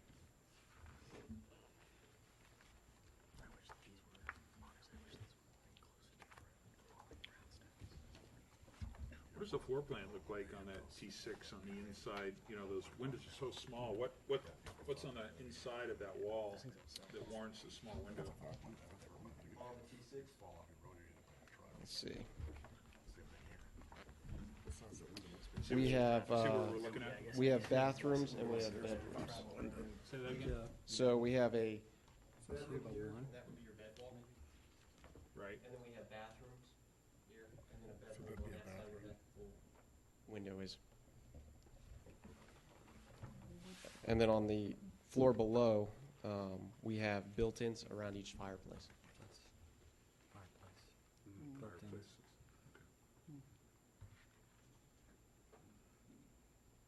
And I could work with the applicant to get deeper windows in there.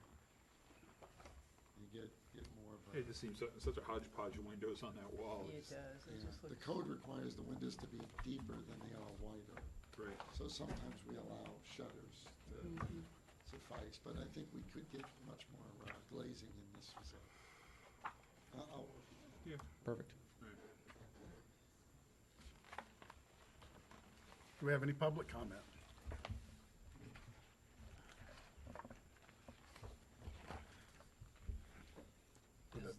I just got a question. Is the building that exists on that lot now, is that considered a temporary trailer? It is. It is 3 trailers put together to look like a house. So, Mr. Chair, I believe the applicant has mentioned it, but I just want to reinforce it, that any of the window trim details, the top crowns and stuff over the windows and things, whatever's on the front, he'll put on the back. Okay. So at least it will, I want true 360 architecture on it. So the window grids would be duplicated, the trim boards would be duplicated. Okay. I think we mentioned it. That is correct. I'm sure the board understands that we will make sure that whatever's on the front is duplicated on the sides and rear. Okay.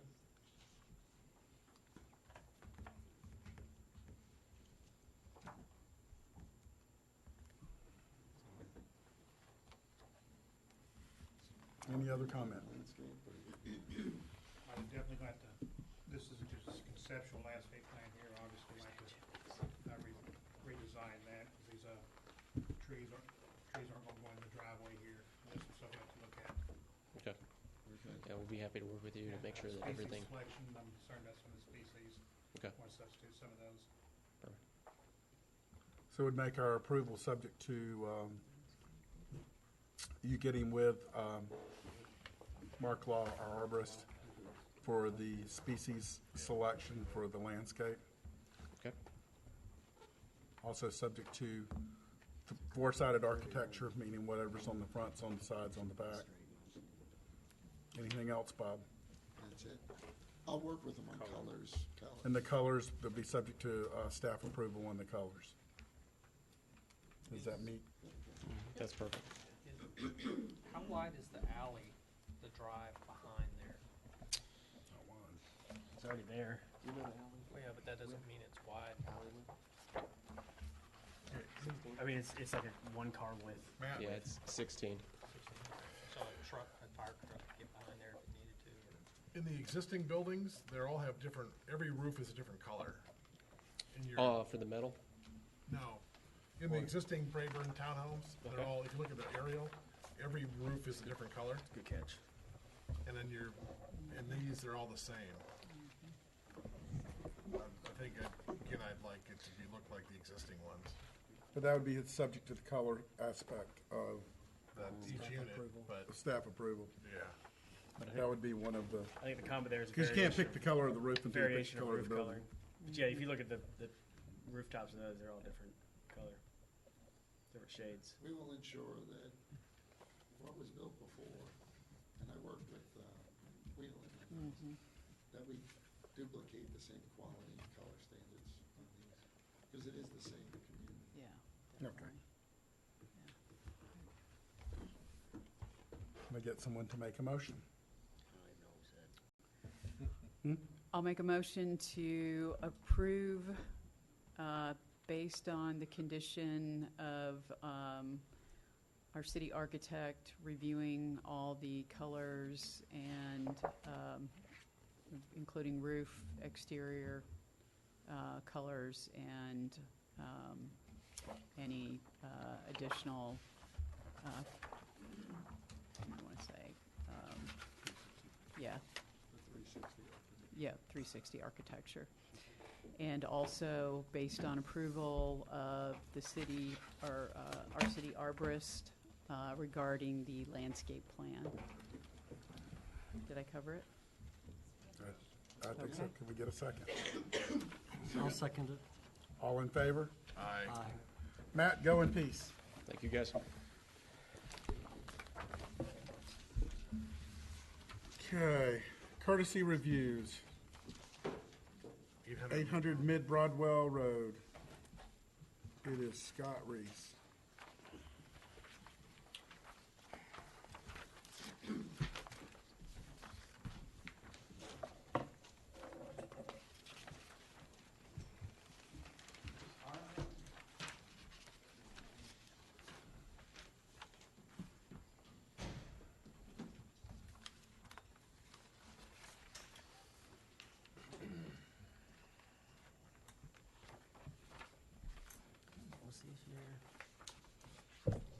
Mr. Chairman, members of the board, I'm Scott Reese with Brumbelow Reese and Associates, doing business at 13685 Highway 9, Milton, Georgia 30004. I'm here representing the Flack family in their application to obtain two variances to allow them to construct a single-family residence on the approximately 1.25 acres that they own in downtown Crabapple. The property was formerly the tea room. Flacks purchased the property with the intent to build their dream home. So they then encountered the Crabapple Form-Based Code, and it's 580,000 pages of particulars. So, in the process, we met with the city, and it was determined that they could not construct the house as they so desired. So we're here, and I understand it's a courtesy review. We're asking for you to look at the plans and come up with any suggestions that you may have. So, based upon the form-based code, the city of Milton, Crabapple, any new construction must be paralinear with the existing street, meaning if you've got a street that's running up through there, your house has to be parallel. The problem here is there's a 100-year-old, approximately, best records we have, structure on their property that they intend to keep.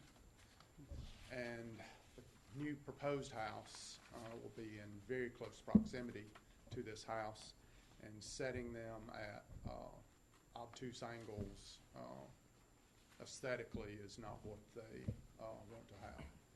Also, there is an approximately 33-inch American beech tree that sits on the property as depicted on the site plan. And if we have to bring the house in parallel to the street within the building envelope, that tree is basically going to be lost. So that's where they're at. As you see on the site plan, this is their preferred location. They want their backyard and to match their property. And if you will look at the aerial views that we submitted, you'll see that the structures in close proximity are also not parallel to the street. Also, part of the form-based code, the frontage build-out has to be 50% or greater of your frontage. Meaning if you've got 300 feet, you've got to have 150 feet of frontage coverage. The FLAC spent a lot of time and effort developing their house plan. The house plan that we've submitted is what they so desire to build. It does not meet the 50% coverage. The FLACs are here. If there's any questions that you would like to ask them directly, they will be. And then I will be glad to entertain any other questions. But that's basically the synopsis of it. They've got a piece of land that they could put 9 units per acre. They want to build one house. It's not something typically in Milton that I have where I'm fighting an uphill battle to reduce density, but I understand the form-based code is such it is, and it has its great purpose in planning for a development. This is a single-family residence. I understand it is new development. This is a little different than if we were coming in with the full density of condominiums. And they're going to keep that same building that's currently there. That is the plan. Yes, they're keeping it. And just so the board will know, I'm the designer of the home, so this is probably the first time we've had something come up that, but I guess since it's a courtesy review, I can add some comments here as to why I designed what I did. But if we ran the house parallel to the road, basically you can see how the lot lines are right now. You would not be looking into the deep part of the backyard, but you'd be looking right across at the back of the library. And so I also thought it looked really nice to keep it in relation to the tea room, what used to be, which was going to be now their guest house. They renovated that. I don't know if you've seen it, but they did a really good job with that renovation. The new house is going to be very much in keeping with the historical theme of a home that you would see in Crabapple, and match the colors of the tea room and so forth. And if you look at houses that are around it, some of the houses across the street and so forth, they're not parallel with the road either. They were just placed wherever they were placed at that time. But the tree, there's other little reasons I know that Scott has mentioned as well for placing it the way we did. Anyway, those are my comments, I guess, the main ones. Question, why is it so close to why is the house so close to the street? That is another paradigm of the if you're building a form-based code. You have to bring it back close to the street. Historically, homes were placed extremely close to the street. And this one is going to have the front porch and so forth, so it Yes. will look like, you sit on the porch and you talk to somebody Right. walking by on the sidewalk. So it is going to be broad. Their horse. If you see my office, it's really close to the street, too. You have a building envelope, basically, that you have to set a certain distance off the right-of-way, but then you cannot go past a certain distance. And so we've placed it as close as we can to the parameters at the angle that is so desired. Would you prefer to have it further back? I don't know. Can I just chime in a little bit? the intent of the form-based code is to maintain the connection between the street and the sidewalk and the building. And the relationship of that street to the parallelness of the building creates a street wall as it's duplicated down the brick. And every time you deviate from that parallel connection, you're breaking that street plane visually. And you sort of lose the intent of what a form-based code is. The form-based code is the relationship of the building's form to the street plane. So that's why the intent of the code is so strong on trying to maintain that relationship as close as possible to the street and keeping it parallel to the street. And if you really think of driving through small towns in Georgia as you're approaching the village square, all the buildings approaching it all line up with the street plane. And as you get much, much further away and you get into like agricultural districts, then you'll see the buildings are just kind of haphazardly placed. And yes, a lot of the buildings that were there that predated the code were just haphazardly placed. But now we're trying through attrition to maintain a certain look and character. So when the building lot gets developed next door and they want to put a 3-story apartment complex or a 3-story townhouse or another type of intense, much more intense development, you're going to see contextually 3-story buildings, and then this house juxtapositioned off the line of the parallel plane. And that's when you're going to notice it the most. While it's sitting here and the 2 lots next to it are undeveloped, you think to yourself, well, what's the harm in it? But you got to think that this area has been zoned to a form-based character criteria, which means that its relationship for every lot has to be similar. Right. And if we allow lots to deviate from that concept, then you'll lose the entire intent of the form-based. Now, we're seeing the form-based code, and I'm not telling the board which way to go, I'm trying to tell you the intent of the form-based code. And we're seeing the development of Crabapple very successfully get built out, and very quickly. And it's getting that way because of these codes and the requirements that we've placed. And if the board starts to deviate from those initial concepts and real core ideals and ideologies, then it's breaking up the whole concept of the form base. And we sort of allow one person to do it, then somebody else says, oh, I want to do it. And all of a sudden, you no longer have that form-based relationship and connection.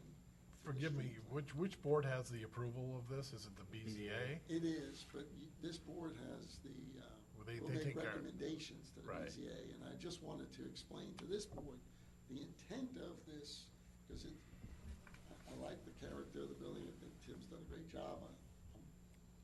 This isn't a residential area. I look at this area as a commercial and multifamily area. It's really zoned to be that way, although it doesn't exclude a single-family residence, but it does say, if you do a single-family residence, You gotta do it this you way. gotta do it a certain way. In 20 years, this could be a commercial use, or 10. Yeah. They And could so- take this. The flip side of that, though, is if this were a vacant lot, I'd be all on board. But this tea room, or whatever this other building, is already there.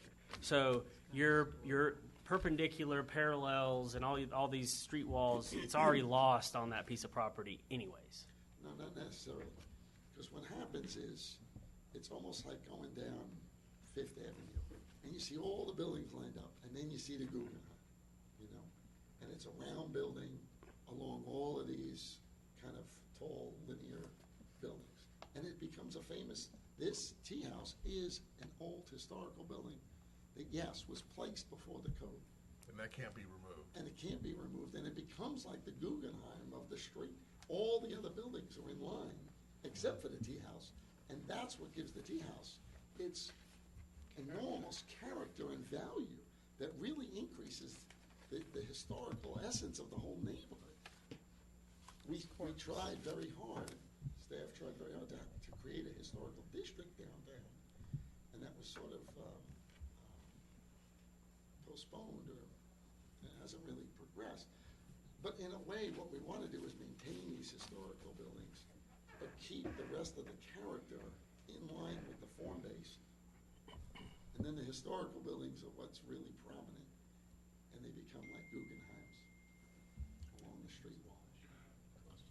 So the question Is this property AG1, or what is this zone? No, this is a It's in Crabapple form-based code. T4, something like T4, that. okay, and everything to the right is T4? Yes. So, That whole triangle, if you will? yeah, so It's all really, T4. he could put a mixed-use, 3-story, 14 units. multi-unit building. And next door, to the left of him, an application did come in for a 3-story multi-use building right on the property line. So if we were trying to help a citizen, yet not lose that we've not followed the form-based code, is there a middle ground? Is there a way, like, for example, if he wants the building placed the way it is, would it be easier and better for us if he would wanted the building pushed back from the road a little bit distance? Would that be better? No, the way he could really do it would be to keep the architecture, or just modify the plan slightly, but to rotate the building parallel to the road, keep it close to the road. So when you're walking down the sidewalk, you actually see the porch, and there's a certain life. The further back you put the building, the less relationship it has to the street, to the sidewalk. And the whole idea of walking down a city street is to see the relationship of the building right onto that street line. Mr. Flack, is that correct? Yes. So can you just tell me, like, what's the main reason why you want to have it at this angle versus perpendicular? Or parallel to the Absolutely. street? I'm Brad Flack. I moved to our family moved to Mid-Broadwell Road in 1976. And somebody said something about horses. I have ridden a horse many times past this property.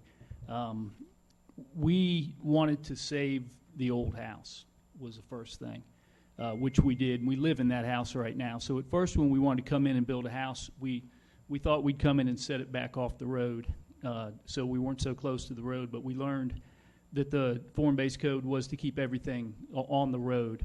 So in keeping with that, I think that what is the maximum amount you can be back or the minimum amount is 30 feet or 35 feet. We actually dip closer to the road than that. The orientation of the new house is, the sole purpose is to match the lot and match the existing house that's on the property. And in doing so, I think the results will be beautiful if they are oriented with each other. And that's why we want to build it They will match each other, the at an style angle. and everything. It'll end up looking like a nice historical home together, with the two together. I completely agree with Bob that this could be a beautiful site and not in keeping with what potentially could be built on either side of it. In our minds, in the best use of the lot to build a single-family home, instead of the Guggenheim being one building, it would just be two. And we fully understand the form-based code has a greater purpose, but we're not developing at full density. We're one particular residence on this.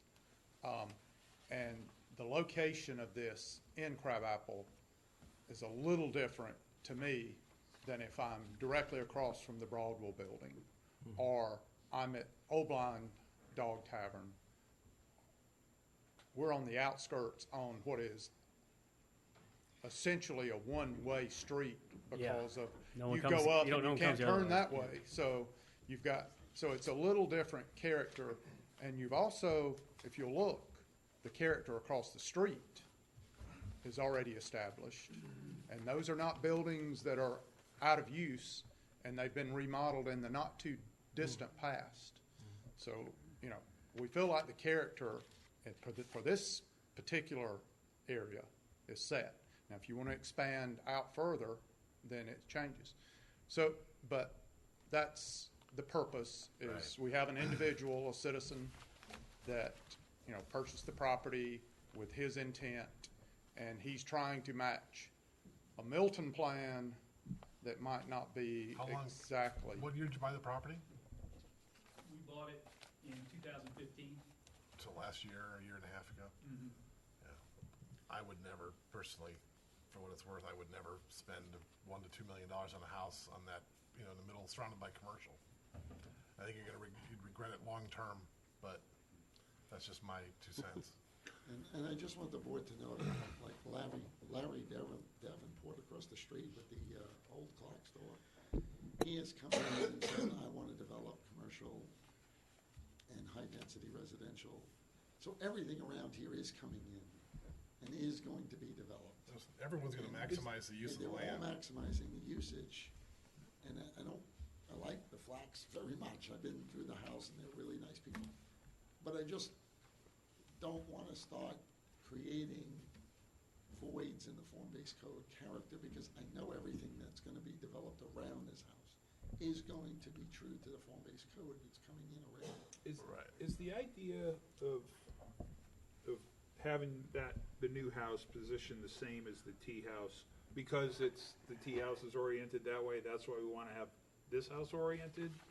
Or is it because if I go form-based code and I've got to turn it this way to be parallel to the road, it kind of screws up my backyard? Is that the reason? Or The aesthetics of, and our discussion is they wanted it to match the existing. So, I mean, if you take the form-based code out of it, Bob's got an opinion that it looks better when it's parallel to the street, and you've got a better opinion that if it sits with the same home that's there, that looks better, right? So Yeah. then take the Right. form-based code out of Right. it. That's the So there, plus there's Mark can address this better than I, but my past experience, that beech tree's a couple 100 years old. They're a very slow-growing tree. I mean, it's a very beautiful tree, the canopy and the color, and they're kind of a odd tree, not the ones that we typically have in front yard scapes. They want to preserve it. They want to keep the orientation with the house that they own, that is going to be very close to this house. And by the way, it gives them their preference as far of a backyard. So I guess one of my thoughts on the backyard is what if you were to take the main house and orient it to the road like Bob is suggesting, and then that wing that goes back, rather than have it at a 90-degree angle, cock that so the house layout looks like this rather than like this. You know what I mean? And I don't know if that makes sense or not, but because then that would give you the backyard if that wing was. That's the garage. One thing that. Oh, is that what garage. that? Is that's the garage? That's the garage. Yeah. Okay. Yeah, I didn't know what That's part of the the building garage. that was. But Ed, the point is that we could redesign it to make it fit and work with a little ingenuity. We just saw an application come in for the Mayfield with the same thing. They had old historic trees up front, and we worked with that and maintained those trees. So there is a way to, maybe not exactly what Tim drew, but I mean, there's a way to get this to work. But would we have to set the house back further to save the trees? No, you could. I mean, you've got a site plan that shows where the tree is and how, if you swung it parallel with the street. Where's the drive? It's on the, On do the you right guys have a side. full-size site plan? To the left side? No, See, the only, garage will be coming in here to the garage. Show me the tree. Mr. Chair, Glasses are on. I'm good. There's the tree in the front. Mr. Chair, just so you know, only 50% has to be built to that parallel line. The rest of the building could be set back as much as it wants or moved around. I mean, it's. How would you architecturally make your porches? Because he could do it with porches, but You could do it with porches. how would you do that on? That'd be kind of cool, actually. For sale. Right now, I don't know. I just don't know how I'd bring the porch out and leave the house there where it is. And not look like a historical house, that was what we had. They were going Crab Franklin Apple. Lloyd Wright over here. I've done the Hey, listen, I'm roundhouse. just trying to come up with a solution. I hear you. And I'm not saying it's a bright solution. I think I could work with Tim to get this to work in the flats and get everything that they want in. but just maintaining these elements and get this through. And back to the concern about precedent setting is if someone is preserving a 100-year-old house that's on there are certain particulars to this lot that if approved, that I don't think someone else can come up and say, oh, you approved this one, and we have the exact same characteristics. You're not going to have these exact same characteristics that are So coming your up. position is that the fact that they're preserving the old house, preserving the trees, mitigates the form-based code in terms of being parallel. The fact that we're not building, could if be we were building a much building higher even density. 60% of the Oh, well, that'd density. be another list of things to add. Right. I mean, So, this to me is a particular instance where you have someone, even though it might not be your preference to build a residential structure here, it is their preference. They want the walkability. They want that, but yet they want a house that when you drive down the street, you feel like this house was here 100 years ago when Crabapple was, when the gin was still running in Crabapple. so how do we accommodate this consumer and not give up something in terms of future form-based code related issues? I would recommend that before they go to the variance board, that I could sit down with the architect and the owner and work out a solution that would give them the parallel character that the code's requiring and still offset to save the tree and work with this and get it to work and What do you get it to comply. I'm open. It's- I mean, is parallel a deal breaker for you? You know, we've had a lot of discussions. And I'm not an architect, so I don't know. Okay. I think if you didn't build it beautiful, then I think We've lost it it. doesn't make a lot of sense. A You know? Frankenstein house. You know, What's because this? it can be. So why don't we do this? Why don't we will table our opinions to have Bob, Tim, the owners, whomever else wants to participate, involved in seeing if we can come to a resolution that is viable for all the parties involved. When's the next? When are you Come trying on to up, move sir, on if this you wanna- home? You want to speak? Well, that just means that we push the variance and everything back a month. Yes.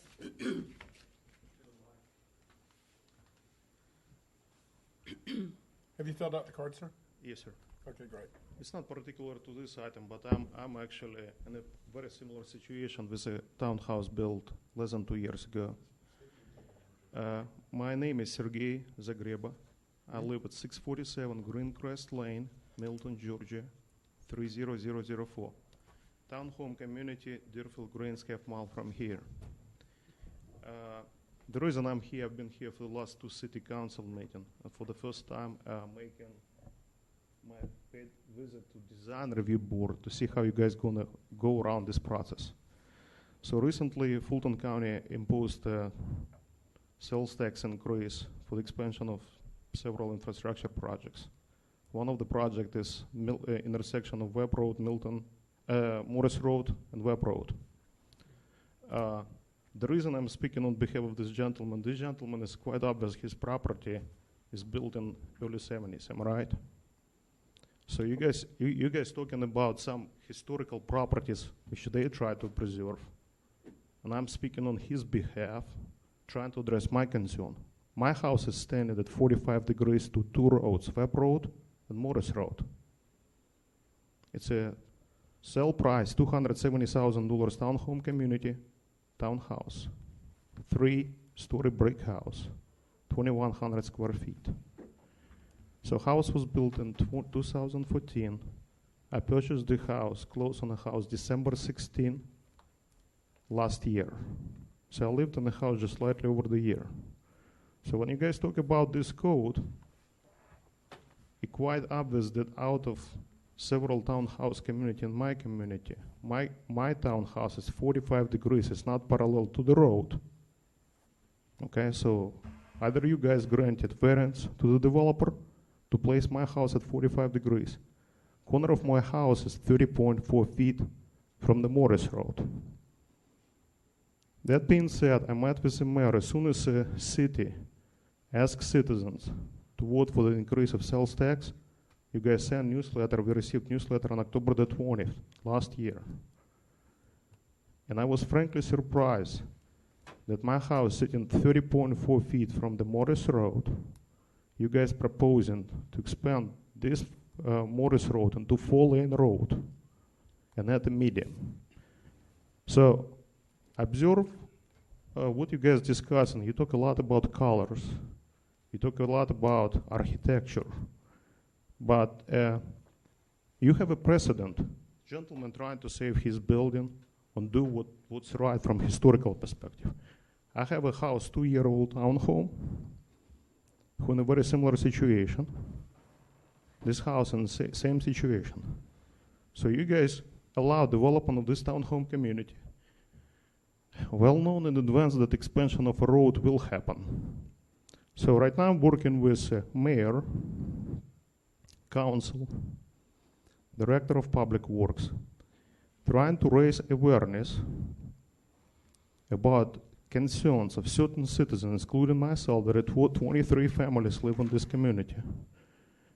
So when Leonard developed this phase 4 townhouse community, the city started promoting development expansion of the Morris Road project in 2009, way before community was built, way before expansion of this road have happened. And with that being said, if you're so concerned about this particular code, I encourage you to think about public safety, health, and welfare first, before we start talking about colors and anything else. It's absolutely no disrespect to you. I have a 2-story, 3-story house, two sides of the house facing roads. And you guys propose an expansion of both Morris Road and Webb Road. I have big windows, and the question is, what is your role in approval of a design? Simply because noise exposure, people complain about noise. So I propose to complete assessment, noise assessment as it is. Before expansion, any preliminary analysis will be done. Capital project is approved. So how long do you want this to go? the We've got 2 minutes here, Guy. I understand. I'm going to finish, but the point is, I'm here to address concern of public about safety, health, and welfare. So if you guys start talking about some 1976 property, you have just as my townhouse built 2 years ago. Is this in compliance with your code or not? My house is not parallel to the road. The problem that we had with, I don't want to cut you short, but I got to keep it moving. But let me just say this. The development that you live in, if it's my understanding, that development in terms of the site plans were done prior to us. And then that was done by Fulton County. Now, if you were to go back and look at the videos of the townhome projects that are being built and have been built, you would notice that every single time this board has said, what is the future use of the road? How far are we setting back from the road? This is going to put this property right against the road at some point in time. Perfect example is 140 going north from Mayfield. We bring it up every single time. The problem comes down to is that if they meet the guidelines that have been set forth before us, we don't get to decide that they got to be an extra 50 feet back. If it says that they're X amount of feet back from the existing road, then that is the rule.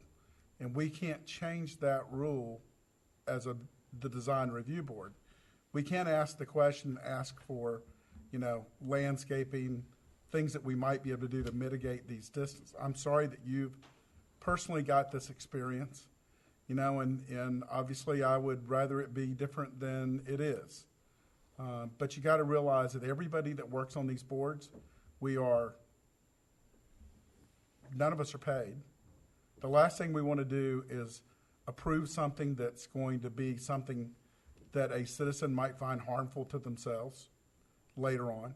We try to think through all the little innuendo things when it comes out to developing things. But you got to realize we see things in a very two-dimensional way on a piece of paper, and we go out and we look at it. We ask the same questions. But if the code was as such, when Fulton County allowed that to be developed, we have no option but let them build the building. The only thing we can do is control the quality of the building, the way it's built, and the way it's set up, and that's it. You know, we can't change if the road's already there, and that complex was already developed out before we became a city. Not negative. Yes, My townhouse, sir, just to finish. My house was built 2014. Those plans were done 10 years ago. You guys were well aware about the development of potential expansion. But there's two different things.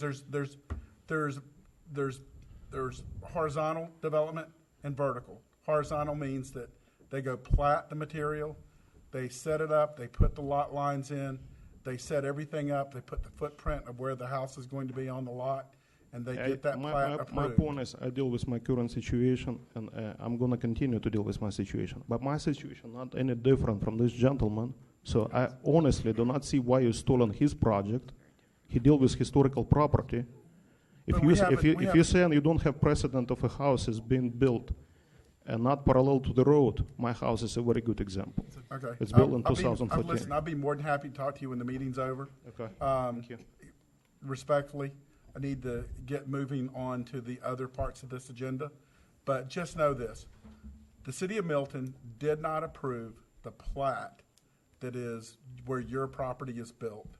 That plat was approved by Fulton County. It was laid out, and that was done by them. A long time ago. A long time ago, before we even became a city. And once that land has been platted and approved, a developer or a builder can come in and build at that plat approval. And we can't change that. We can, matter of fact, in your community, we changed things like putting the porches on the wraparound porches. We upgraded windows, we upgraded doors, we put more brick, more table features to it. We did a lot of things to upgrade those particular buildings, but we did everything we could do that conforms with what the law is. And unfortunately for us, we don't get to write the law, we don't get to decide. So what we get to do is exert the pressure we can to make it a better structure, but in terms of the layout of the building, once it has already been platted and done, it's done.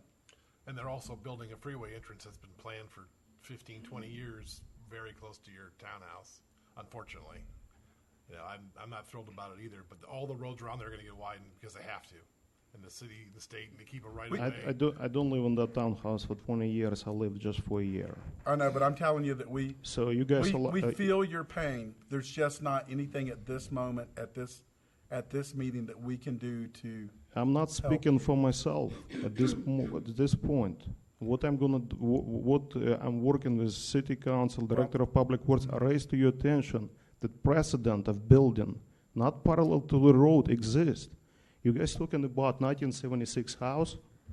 You put the very same my townhouse in 2014, half mile from here. So I honestly don't see why you stolen his project. Because that particular project has a different form-based code that it adheres to.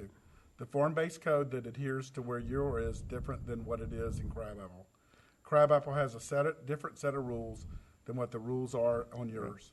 I appreciate your time. Okay. But I would request you to consider going forward. Well, listen, just for your information, I want Mr. and Ms. Flax to be happy. There's nobody on this board that doesn't. To focus more on the public health, safety, and welfare than on focusing on some architectural nonsense like colors. With all due respect, that's the purpose of what this particular board deals with, is design. It's not architecture and public health, safety, and welfare is two different things. Public safety is not the purview of this board. I mean, it is a factor, but it's not something that we get to set. That's law. We're the design review board. We deal with the design of the buildings. There's another board. Designs have to address public health, safety, welfare before they address architectural concerns like colors. Okay. That's basically. There's other boards that address the issues that you're bringing up. All right. Thank you for your time. All right. Thank you. We need to move on. Okay. Mr. and Ms. Flax, is there any other public comment about Mr. and Ms. Flack's property on Mid-Broadwell, sorry. That being said, as a design review board, we're not here to hold you up. That's the truth. The truth is, I want to find a way that the staff follows and adheres to their form-based code that's been developed. Yet, we got to find a meeting somewhere in the middle. And by having Tim, Bob, and all of you get together, I think that it will help make this work out to where it works out. It's not that we are destined to tell you you cannot put this house the way that you want it. And I'm your neighbor. I live within 5 minutes of walking distance from you. I did take the time today to drive down Mid-Broadwell and look at all the houses going in and out. So, although I disagree with the form-based code, and I do in this particular instance, because I think the single family, in my opinion, publicly the benefits outweigh that of the having multifamily on that particular site. However, I do applaud the city and the staff for they came up with a plan. They're trying their best to stick to the plan. So, and I understand the need for the plan. I understand the need not to set the precedence to something else. So, my request to you respectfully is let's get Tim and all of you together and see what we can work out. And we fully understand that. And I guess their concern is we've been in this process for many months. We should have been here last month, but there was a technical glitch in the advertising. Okay. And there have been, and I'll let Mr. Flack address the number of meetings that he had with Tim and Tim had with staff. So it's not the very first time. And I fully understand, and they do, that, you know, the form-based code was created and it has many, many advantages. It was created and all. But then also, you and your eminent governmental wisdom created a variance process that bypasses the code. And that's what we're in now. Tim, do you think that additional meetings with you, city architect, and the client is going to produce any different result than you currently have right now? I don't know, without talking with Bob and so forth, right now I'm just looking at it, thinking how to angle the house and make it be parallel and get the backyard and get everything to work, and I just don't know what else I would come up with. I mean, I can't think, but I'm not ruling it out at all. We're not trying to be obstinate or hard. No, I mean, but listen, I sit in a lot of meetings for the sake of meetings sometimes, and that's what I'm trying to prevent everybody from having here. So. How I come off is not all peaches and cream, and I apologize for that. Really? We understand. He means that. One thought I had is you run a breezeway or a connection between the two houses, and we actually talked about doing that.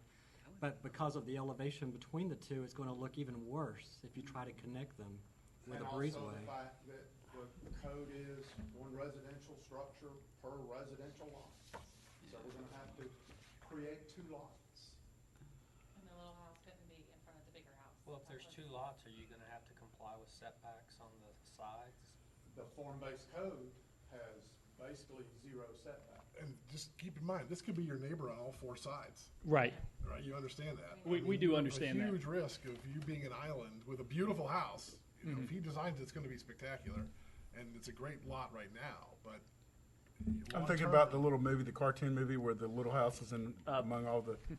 Oh, yeah, maybe. Up. And it may be, but the value of the land will still be. But the house won't. No, you may want it, but it's a tough resale. I'm telling And you. you know that may be a risk that they as a private citizen have to that's. take. And to that point, I think it would be an even tougher resale if the house looked at a place with the one next to it. which is one of the reasons that we're here. And we're all about working with the city, and we've met with Bob a lot of times. We've had a lot of great meetings. He made some suggestions right at the get-go to us that we followed through with, that we should subdivide the two lots out and for future development to give ourselves options like you're talking about.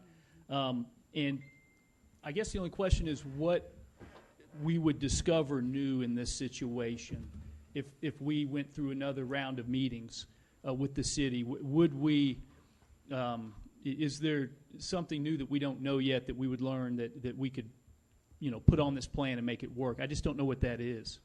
I strongly feel that if I like the Flocks very much. I mean, they're really great people. I really feel that if I was to sit with them and go through it, I think we'd come up with a solution that meets the code and meets all their intent. So then can we do this? And for some reason, if it doesn't, at least they can go to the BZA. I guess I don't want to hold them up. City architect, and we just won't agree with it. But at least they can attest to that in front of the BZA. Because I think, in the end, we will come up with a solution that they'll be very happy.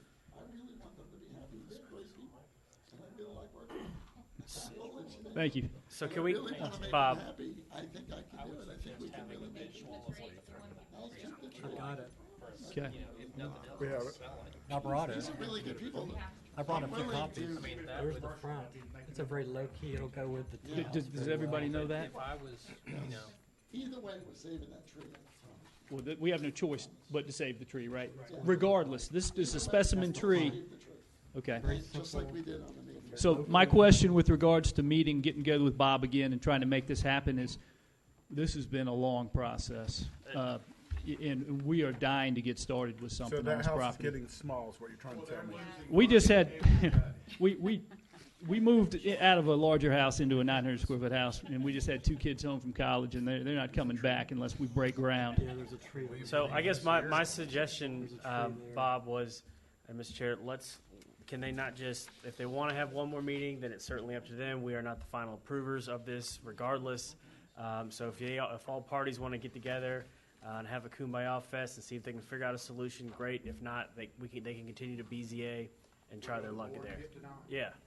I mean, let's not. Bob, my vote is that your salesmanship and what your ability to be able to help do will be the thing that carries us through the day.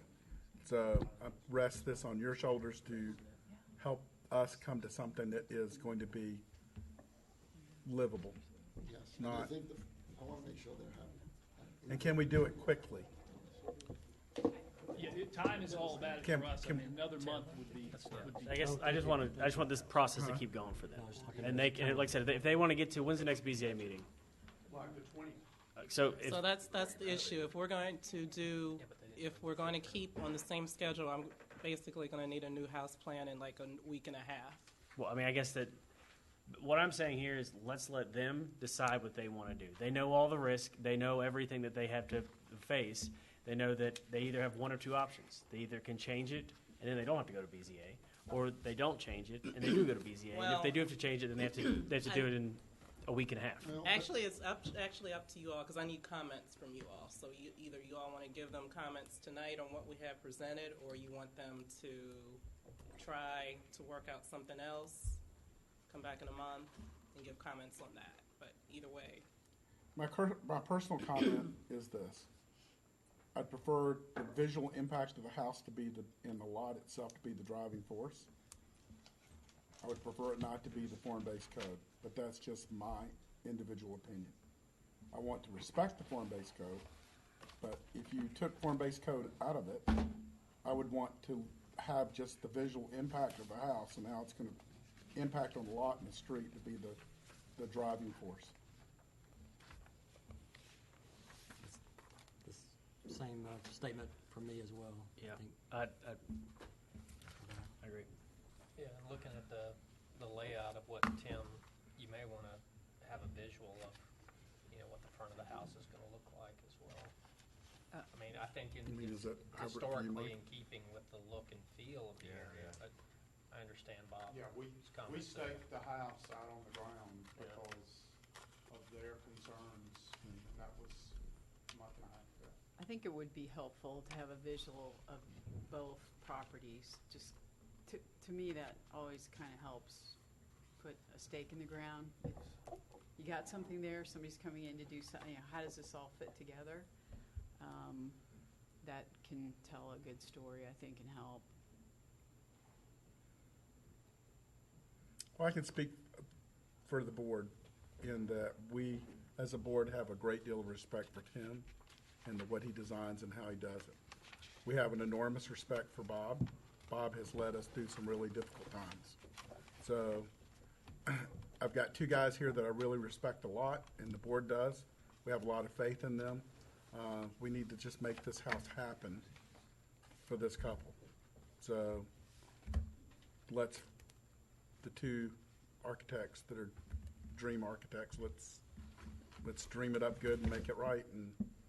But you know, we really do is you know, Bob, we've talked before about what I've done in the city of Marietta, and you're right in that if you go down most of the streets that lead to the square, and you go down even the newer stuff that I built, that I followed a form-based code type of profile for that. However, we do have within that site of what I built 4 or 5 examples out of 250 houses that do not meet the form-based code, because the form-based code would not allow for these houses to sit well on the lots. If I'd followed the form-based code, these houses would not have sit on the lots and not look nearly as good. So in the 1700s, 1800s, you and I both know that houses were built to what fit the lot. They didn't go take big excavators and go dig out the lot. So what I would like to propose to everybody is that the lot and the look is the driving force. If we can make it all look like it's been there 100 years, then that is the greater good. I understand the need for the form-based code, and I understand what everybody wants to do, and I understand that we'd probably prefer 14 units in density on that spot because that's what it is. But unfortunately, somebody bought it that didn't want to do that, and they want to actually do something that is less dense. And with it being less dense, it's less impactful to the community as a rule in that area. I was only speaking on the relationship of the building to the street plate. I know. So I think we could work that out. Okay. And then So- the need for the variance would disappear or get greatly diminished. Good. That's what I'm looking to hear. So Just out of curiosity, is it a literal parallel? It is, okay. you know what I'm getting ready to say is that we need to make it parallel to the back property line, and then we'd be good. Or perpendicular to the side property lines? Well, why don't we determine what is the true front property line? If you know the Pythagorean theorem, then you can get your variance. Well, if you look at it, the street's in the wrong place. Well, I think we need to change the street. Exactly. Yeah. That's right. But you know, you bring up a really valid point. When that little house was built, I'd be willing to bet you that house was parallel to the road. Yeah. And there wasn't a street. So in reality, government created this problem for you. Yeah. We had a lady, we'll let you, we had a lady drop by the other night. She lived there from 1940 to 1945. She came in and sat with us for an hour. Lives in Texas now and sat there. Yeah. It was really, we exchanged numbers. I did pictures a lot of redevelopment in Marietta, and so I rebuilt several houses in this one little area that was really run down, and so we ultimately changed the whole 200 houses that were in that community. So I did one house, and as I'm finishing up the house, this elderly lady gets out of the car, comes up, she's got her son or grandson, Audrey, says, well, you know, this house used to be my best friend's house, and her daddy built her this house in whatever it was. It was about 1920s. She says, I have a house around at 821 Delk Street. And I would like a family to live in this house. And so she got me to go around and follow her to 821 Delk Street. And it was an American folk Victorian falling apart. And I wanted to buy it. So I said, sure, I'll buy it. So the lady goes back to Tennessee with her children. I don't hear from her for a year. She dies.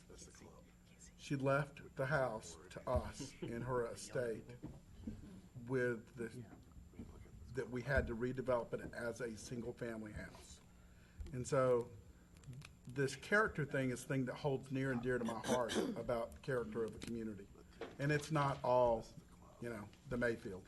I mean, I think that's a beautiful building, but it's not all townhouses and it's not all. And they're not against any of that. They know, we went through the process, the fact that you understand you're building in an area that's pre-zoned for this density, and they're aware of that.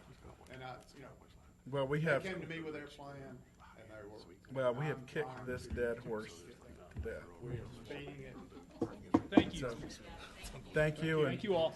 And listen, welcome to our city. Thank you. Thanks.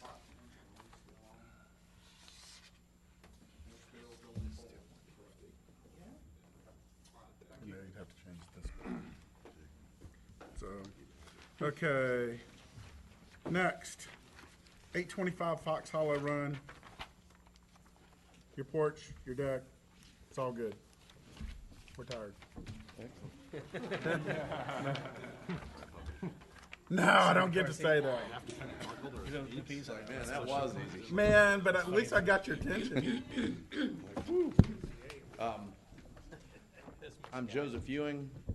I own eCraft, and I am representing Nicole and Jonathan Smith. Their desire is to remove their existing covered deck and add a screened porch, which will be encroaching the 75-foot impervious boundary, which is currently running through, I think, the middle of the home right now as it is. I guess this home was built prior to the setback being in place. So in the backyard, you have a pool, you have a gazebo, you have the deck that's there, you have the home and everything that is in the setback, and basically the deck that is there right now has to be replaced. It is it's falling apart and everything, and we'd like to just take that off. We're going to add a little bit of square footage behind the home, keeping with the same materials used on the home. How much is a little square footage? I've come out with a delta of about 69 square feet. Basically, just replacing the deck with living. If I just replace the deck, the square footage of the existing deck right now is about 204. I'm ballparking that about half of that is in this easement. Yeah. Currently. I mean, the house was built what year? 2001. One or two. Yeah, and the 75-foot thing was put in place after that. We've had a ton of these over the years, and But you're keeping, the addition's gonna stay on the concrete. Yeah, we're not going outside of anything that's already not developed. Yeah. This seems like a pretty slam. I'd like to make a motion that we approve their request. We don't even have to, we don't get to approve it. It's a courtesy. You're good to go. Good deal. We ain't got a problem with it. Sorry I had to sit there for all that to. Maybe we should ask all the people the easy stuff first. I don't know, I've long I said just courtesy made a list review of should go first. Recommendations, that's one of them. is that Yes, we move this courtesy stuff like review that should be first. number 6, final review is number 7. Okay, good. Because Well, it's you got a almost, great smile, almost so all these we'll take courtesy that are in. people's variances, Oh, we all get to come over citizens. and swim, though. Totally agree. Their pool looks clean from the pictures. Mine doesn't look so clean. Okay, 13755 New Providence Road. Mr. Christopher.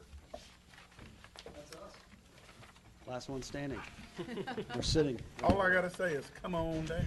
That is not a prize down here. You got red dots. Red dots, we may have a few red dots. Your boundary.